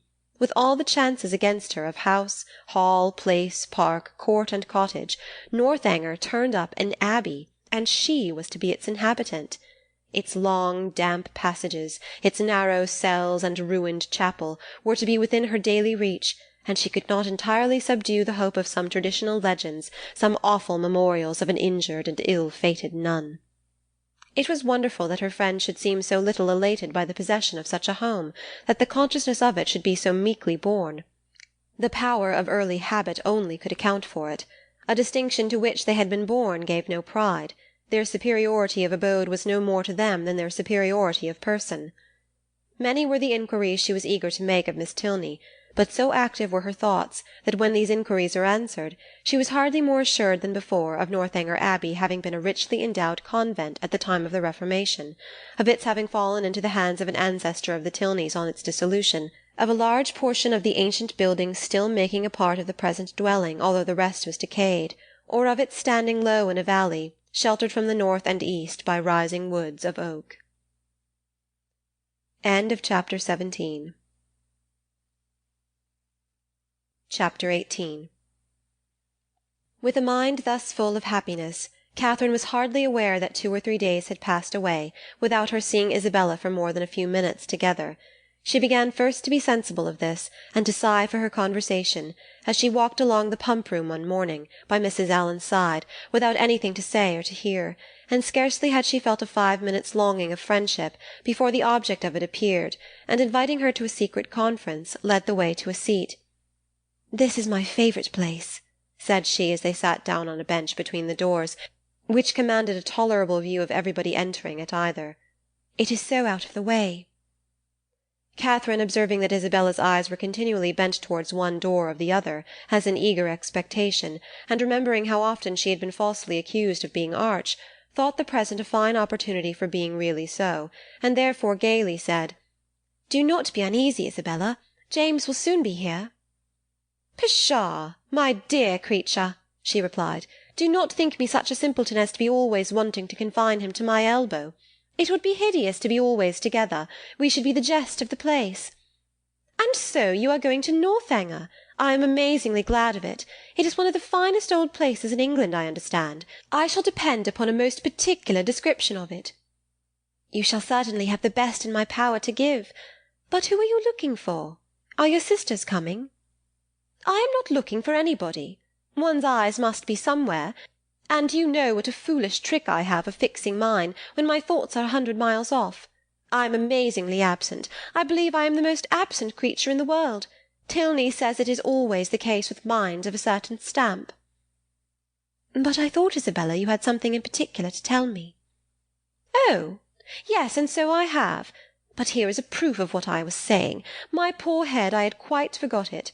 Well, the thing is this. I have just had a letter from John. You can guess the contents." "No, indeed, I cannot." "My sweet love, do not be so abominably affected. What can he write about but yourself? You know he is over head and ears in love with you." "With me, dear Isabella?" Nay, my sweetest Catherine, this is being quite absurd. Modesty and all that is very well in its way, but really a little common honesty is sometimes quite as becoming. I have no idea of being so overstrained. It is fishing for compliments. His attentions were such as a child must have noticed, and it was but half an hour before he left Bath that you gave him the most positive encouragement. He says so in this letter, says that he as good as made you an offer, and that you received his advances in the kindest way, and now he wants me to urge his suit, and say all manner of pretty things to you. So it is in vain to affect ignorance. Catherine, with all the earnestness of truth, expressed her astonishment at such a charge, protesting her innocence of every thought of Mr. Thorpe's being in love with her, and the consequent impossibility of her having ever intended to encourage him. "As to any attentions on his side, I do declare, upon my honour, I never was sensible of them for a moment, except just his asking me to dance the first day of his coming. And as to making me an offer, or anything like it, there must be some unaccountable mistake. I could not have misunderstood a thing of that kind, you know. And as I ever wish to be believed, I solemnly protest that no syllable of such a nature ever passed between us. The last half-hour before he went away. It must be all and completely a mistake, for I did not see him once that whole morning." "But that you certainly did, for you spent the whole morning in Edgar's Buildings. It was the day your father's consent came, and I am pretty sure that you and John were alone in the parlour some time before you left the house." "Are you?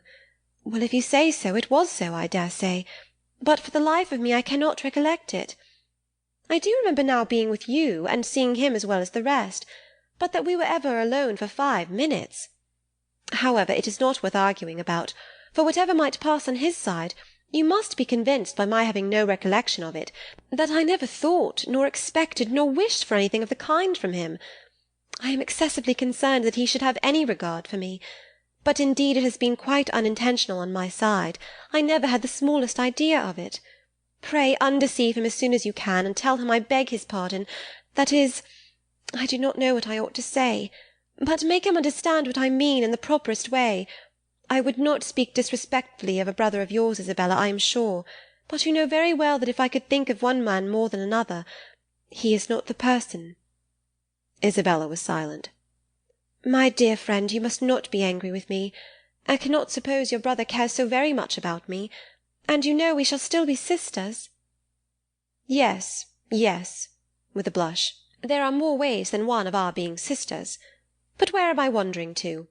Well, my dear Catherine, the case seems to be that you are determined against poor John. Is not it so?" "I certainly cannot return his affection, and as certainly never meant to encourage it." "Since that is the case, I am sure I shall not tease you any further. John desired me to speak to you on the subject, and therefore I have. But I confess, as soon as I read his letter, I thought it a very foolish, imprudent business, and not likely to promote the good of either. For what were you to live on, supposing you came together? You have both of you something, to be sure, but it is not a trifle that will support a family nowadays. And after all that romancers may say, there is no doing without money. I only wonder John could think of it. He could not have received my last." "You do acquit me, then, of anything wrong. You are convinced that I never meant to deceive your brother, never suspected him of liking me till this moment." "Oh, as to that," answered Isabella laughingly, "I do not pretend to determine what your thoughts and designs in times past may have been. All that is best known to yourself. A little harmless flirtation or so will occur, and one is often drawn on to give more encouragement than one wishes to stand by. But you may be assured that I am the last person in the world to judge you severely. All those things should be allowed for in youth and high spirits. What one means one day, you know, one may not mean the next. Circumstances change, opinions alter." "But my opinion of your brother never did alter. It was always the same. You are describing what never happened." "My dearest Catherine," continued the other without at all listening to her, "I would not for all the world be the means of hurrying you into an engagement before you knew what you were about. I do not think anything would justify me in wishing you to sacrifice all your happiness merely to oblige my brother, because he is my brother, and who perhaps after all, you know, might be just as happy without you, for people seldom know what they would be at, young men especially, they are so amazingly changeable and inconstant. What I say is, why should a brother's happiness be dearer to me than a friend's? You know that I carry my notions of friendship pretty high. But above all things, my dear Catherine, do not be in a hurry. Take my word for it, that if you are in too great a hurry, you will certainly live to repent it. Tilney says there is nothing people are so often deceived in as the state of their own affections, and I believe he is very right. Ah, here he comes. Never mind, he will not see us, I am sure." Catherine, looking up, perceived Captain Tilney, and Isabella, earnestly fixing her eye on him as she spoke, soon caught his notice. He approached immediately, and took the seat to which her movements invited him. His first address made Catherine start. Though spoken low, she could distinguish, "What? Always to be watched in person or by proxy?" "Pshaw! Nonsense!" was Isabella's answer in the same half-whisper. "Why do you put such things into my head? If I could believe it, my spirit, you know, is pretty independent." "I wish your heart were independent. That would be enough for me." "My heart, indeed! What can you have to do with hearts? You men have none of you any hearts." "If we have not hearts, we have eyes, and they give us torment enough." "Do they? I am sorry for it. I am sorry they find anything so disagreeable in me. I will look another way. I hope this pleases you," turning her back on him. "I hope your eyes are not tormented now." "Never more so, for the edge of a blooming cheek is still in view, at once too much and too little." Catherine heard all this, and quite out of countenance could listen no longer. Amazed that Isabella could endure it, and jealous for her brother, she rose up, and saying she should join Mrs. Allen, proposed their walking. But for this Isabella showed no inclination. She was so amazingly tired, and it was so odious to parade about the pump-room, and if she moved from her seat she should miss her sisters. She was expecting her sisters at every moment, so that her dearest Catherine must excuse her, and must sit quietly down again. But Catherine could be stubborn too, and Mrs. Allen just then coming up to propose their returning home, she joined her and walked out of the pump-room, leaving Isabella still sitting with Captain Tilney. With much uneasiness did she thus leave them. It seemed to her that Captain Tilney was falling in love with Isabella, and Isabella unconsciously encouraging him. Unconsciously it must be, for Isabella's attachment to James was as certain and well acknowledged as her engagement. To doubt her truth or good intentions was impossible, and yet during the whole of their conversation her manner had been odd. She wished Isabella had talked more like her usual self, and not so much about money, and had not looked so well pleased at the sight of Captain Tilney. How strange that she should not perceive his admiration! Catherine longed to give her a hint of it, to put her on her guard, and prevent all the pain which her too lively behaviour might otherwise create both for him and her brother. The compliment of John Thorpe's affection did not make amends for this thoughtlessness in his sister. She was almost as far from believing as from wishing it to be sincere, for she had not forgotten that he could mistake, and his assertion of the offer and of her encouragement convinced her that his mistakes could sometimes be very egregious. In vanity, therefore, she gained but little. Her chief profit was in wonder. That he should think it worth his while to fancy himself in love with her was a matter of lively astonishment. Isabella talked of his attentions. She had never been sensible of any. But Isabella had said many things which she hoped had been spoken in haste, and would never be said again, and upon this she was glad to rest altogether for present ease and comfort.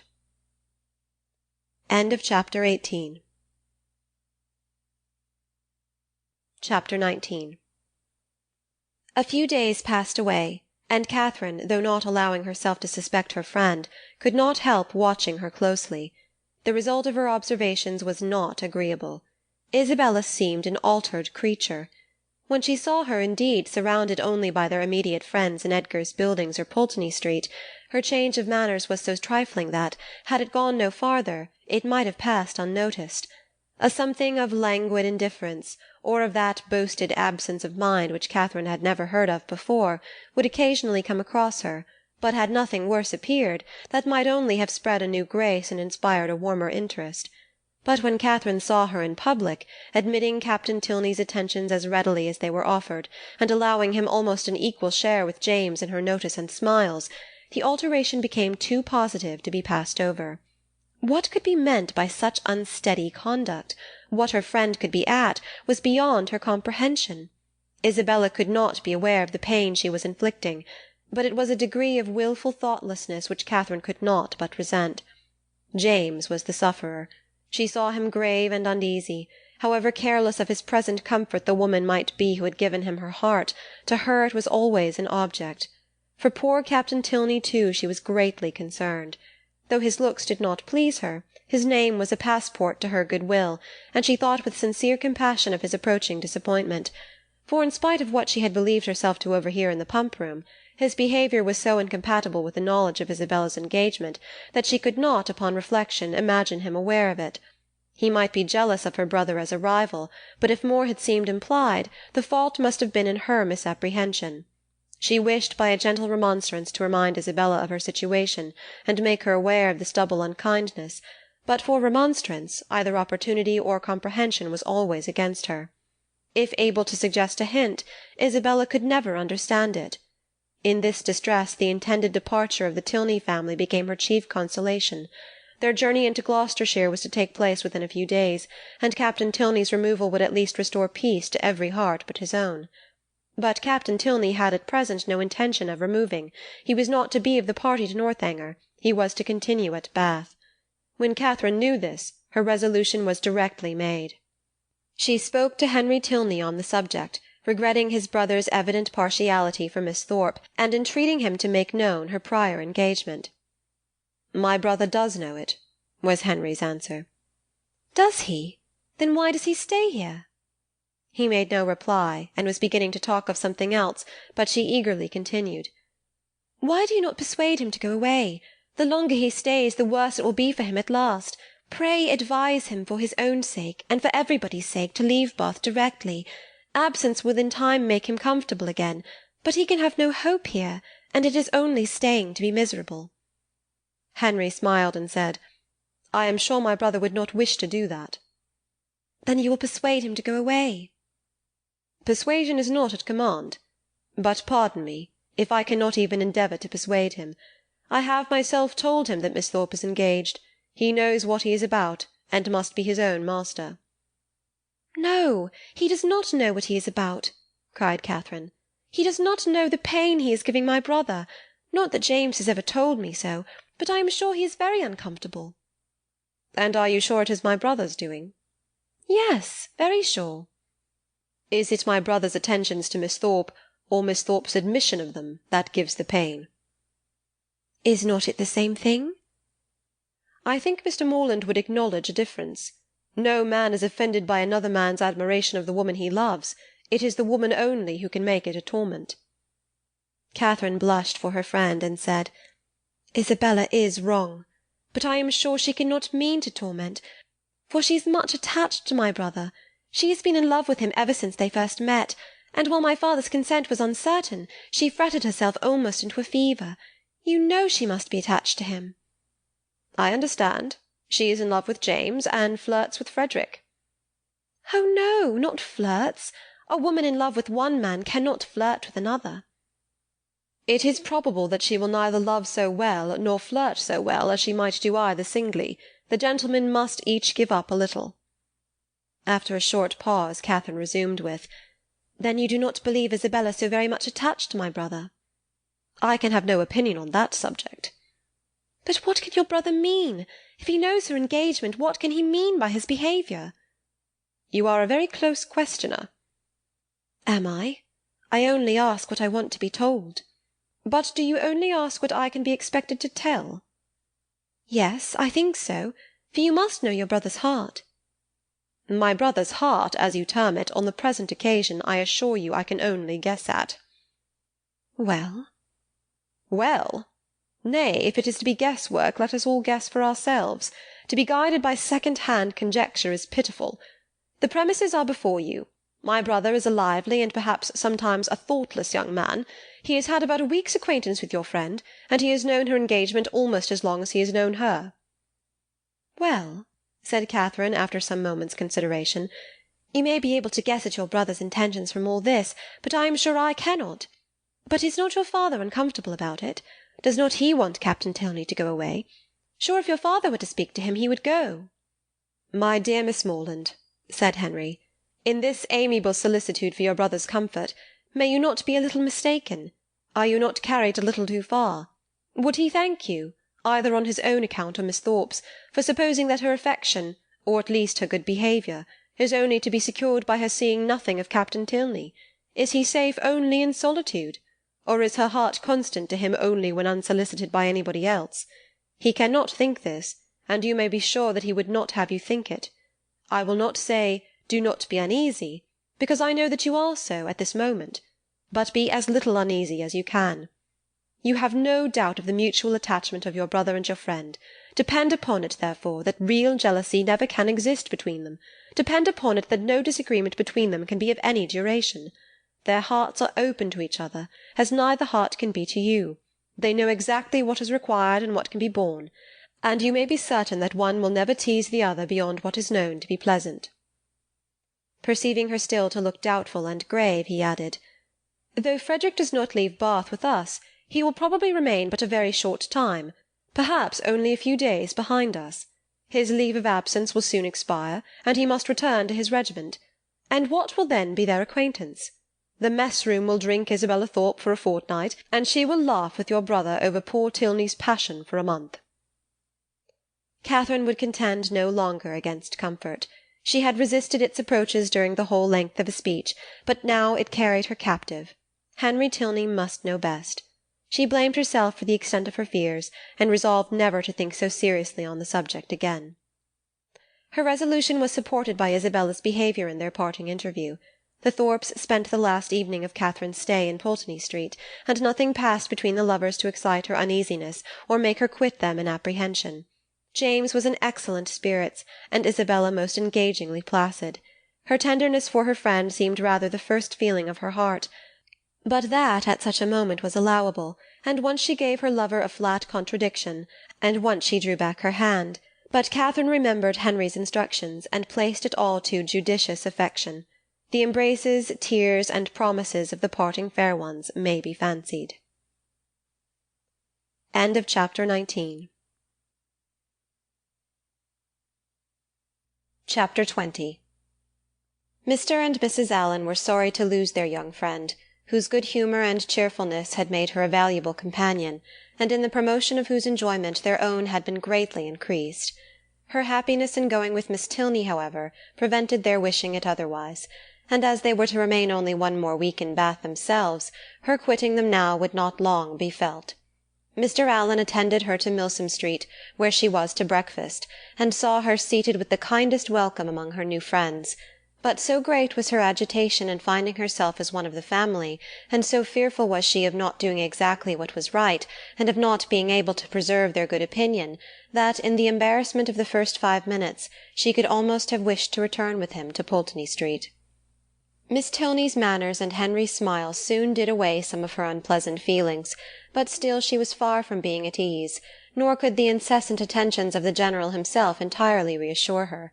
Nay, perverse as it seemed, she doubted whether she might not have felt less had she been less attended to.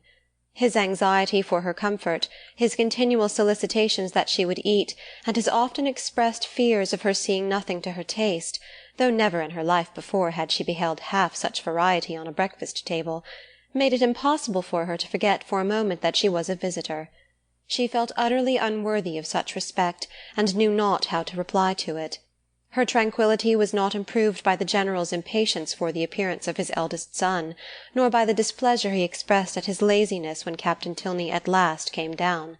She was quite pained by the severity of his father's reproof, which seemed disproportionate to the offence, and much was her concern increased when she found herself the principal cause of the lecture, and that his tardiness was chiefly resented from being disrespectful to her. This was placing her in a very uncomfortable situation, and she felt great compassion for Captain Tilney, without being able to hope for his goodwill. He listened to his father in silence, and attempted not any defence, which confirmed her in fearing that the inquietude of his mind, on Isabella's account, might, by keeping him long sleepless, have been the real cause of his rising late.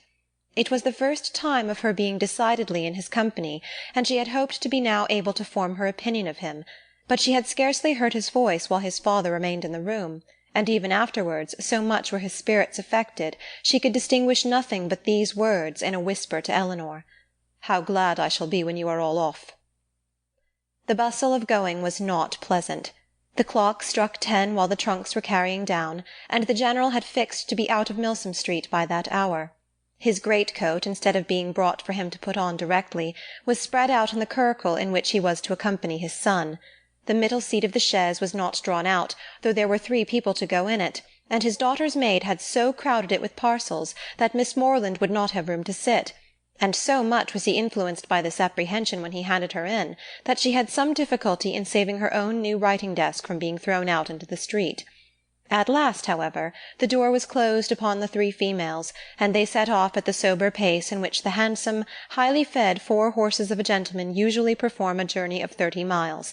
Such was the distance of Northanger from Bath, to be now divided into 2 equal stages.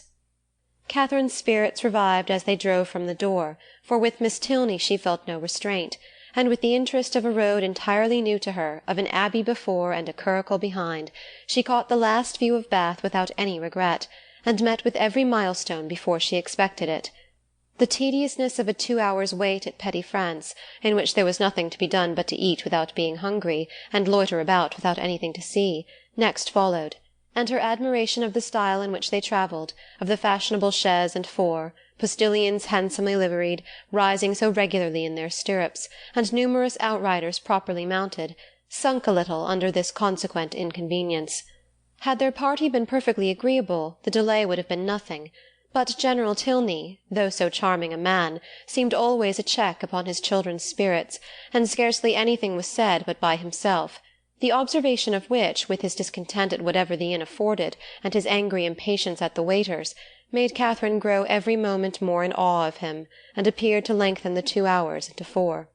At last, however, the order of release was given, and much was Catherine then surprised by the General's proposal of her taking his place in his son's curricle for the rest of the journey.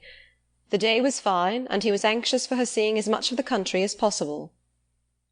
The remembrance of Mr. Allen's opinion, respecting young men's open carriages, made her blush at the mention of such a plan, and her first thought was to decline it, but her second was of greater deference for General Tilney's judgment. He could not propose anything improper for her, and in the course of a few minutes she found herself with Henry in the curricle, as happy a being as ever existed. A very short trial convinced her that a curricle was the prettiest equipage in the world. The chaise and four wheeled off with some grandeur, to be sure, but it was a heavy and troublesome business, and she could not easily forget its having stopped 2 hours at Petit France. Half the time would have been enough for the curricle, and so nimbly were the light horses disposed to move, that had not the General chosen to have his own carriage lead the way, they could have passed it with ease in half a minute. But the merit of the curricle did not all belong to the horses. Henry drove so well, so quietly, without making any disturbance, without parading to her or swearing at them, so different from the only gentleman coachman whom it was in her power to compare him with. And then his hat sat so well, and the innumerable capes of his great-coat looked so becomingly important. To be driven by him, next to being dancing with him, was certainly the greatest happiness in the world. In addition to every other delight, she had now that of listening to her own praise, of being thanked, at least, on his sister's account, for her kindness in thus becoming her visitor, of hearing it ranked as real friendship, and described as creating real gratitude. His sister, he said, was uncomfortably circumstanced. She had no female companion, and in the frequent absence of her father was sometimes without any companion at all. "But how can that be?" said Catherine. "Are not you with her?" "Northanger is not more than half my home. I have an establishment at my own house in Woodston, which is nearly 20 miles from my father's, and some of my time is necessarily spent there." "How sorry you must be for that." "I am always sorry to leave Eleanor." "Yes, but besides your affection for her, you must be so fond of the Abbey. After being used to such a home as the Abbey, an ordinary parsonage house must be very disagreeable." He smiled and said, "You have formed a very favourable idea of the Abbey." "To be sure I have. Is it not a fine old place, just like what one reads about?" "And are you prepared to encounter all the horrors that a building such as what one reads about may produce? Have you a stout heart? Nerves fit for sliding panels and tapestry?" "Oh, yes. I do not think I should be easily frightened, because there would be so many people in the house. And besides, it has never been uninhabited, and left deserted for years, and then the family come back to it unawares without giving any notice, as generally happens." "No, certainly. We shall not have to explore our way into a hall dimly lighted by the expiring embers of a wood fire, nor be obliged to spread our beds on the floor of a room without windows, doors, or furniture. But you must be aware that when a young lady is, by whatever means, introduced into a dwelling of this kind, she is always lodged apart from the rest of the family. While they snugly repair to their own end of the house, she is formally conducted by Dorothy, the ancient housekeeper, up a different staircase, and along many gloomy passages, into an apartment never used since some cousin or kin died in it about 20 years before. Can you stand such a ceremony as this? Will not your mind misgive you when you find yourself in this gloomy chamber, too lofty and extensive for you, with only the feeble rays of a single lamp to take in its size, its walls hung with tapestry exhibiting figures as large as life, and the bed, of dark green stuff or purple velvet, presenting even a funereal appearance? Will not your heart sink within you? Oh, but this will not happen to me, I am sure. How fearfully will you examine the furniture of your apartment, and what will you discern? Not tables, toilettes, wardrobes, or drawers, but on one side, perhaps, the remains of a broken lute, on the other, a ponderous chest which no efforts can open, and over the fireplace the portrait of some handsome warrior, whose features will so incomprehensibly strike you that you will not be able to withdraw your eyes from it. Dorothy, meanwhile, no less struck by your appearance, gazes on you in great agitation, and drops a few unintelligible hints. To raise your spirits, moreover, she gives you reason to suppose that the part of the Abbey you inhabit is undoubtedly haunted, and informs you that you will not have a single domestic within call. With this parting cordial she curtsies off. You listen to the sound of her receding footsteps as long as the last echo can reach you, and when, with fainting spirits, you attempt to fasten your door, you discover with increased alarm that it has no lock. Oh, Mr. Tilney, how frightful! This is just like a book. But it cannot really happen to me. I am sure your housekeeper is not really Dorothy. Well, what then? Nothing further to alarm perhaps may occur the first night. After surmounting your unconquerable horror of the bed, you will retire to rest and get a few hours' unquiet slumber. But on the second, or at farthest the third night after your arrival, you will probably have a violent storm. Peals of thunder so loud as to seem to shake the edifice to its foundation will roll round the neighbouring mountains, and during the frightful gusts of wind which accompany it, you will probably think you discern, for your lamp is not extinguished, one part of the hanging more violently agitated than the rest. Unable, of course, to repress your curiosity in so favourable a moment for indulging it, you will instantly arise, and throwing your dressing-gown around you, proceed to examine this mystery. After a very short search, you will discover a division in the tapestry so artfully constructed as to defy the minutest inspection, and on opening it, a door will immediately appear, which door, being only secured by massy bars and a padlock, you will, after a few efforts, succeed in opening, and with your lamp in your hand you will pass through it into a small vaulted room. No, indeed, I should be too much frightened to do any such thing. What?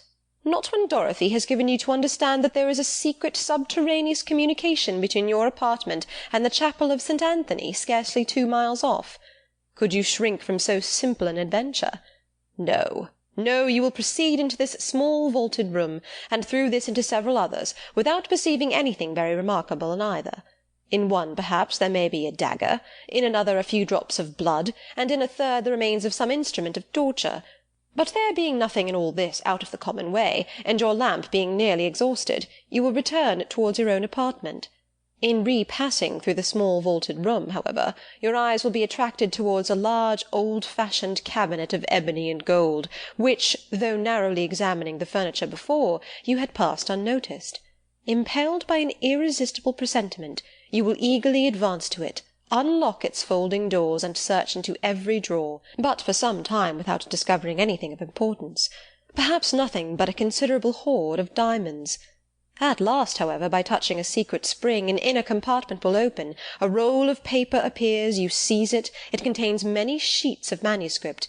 You hasten with the precious treasure into your own chamber, but scarcely have you been able to decipher, "Oh, thou, whomsoever thou mayest be, into whose hands these memoirs of the wretched Matilda may fall," when your lamp suddenly expires in the socket, and leaves you in total darkness. "Oh, no, no, do not say so. Well, go on." But Henry was too much amused by the interest he had raised to be able to carry it further. He could no longer command solemnity either of subject or voice, and was obliged to entreat her to use her own fancy in the perusal of Matilda's woes. Catherine, recollecting herself, grew ashamed of her eagerness, and began earnestly to assure him that her attention had been fixed without the smallest apprehension of really meeting with what he related. Miss Tilney, she was sure, would never put her into such a chamber as he had described. She was not at all afraid. As they drew near the end of their journey, her impatience for a sight of the Abbey, for some time suspended by his conversation on subjects very different, returned in full force, and every bend in the road was expected with solemn awe to afford a glimpse of its massy walls of grey stone, rising amidst a grove of ancient oaks, with the last beams of the sun playing in beautiful splendour on its high Gothic windows. But so low did the building stand that she found herself passing through the great gates of the lodge into the very grounds of Northanger, without having discerned even an antique chimney. She knew not that she had any right to be surprised, but there was a something in this mode of approach which she certainly had not expected.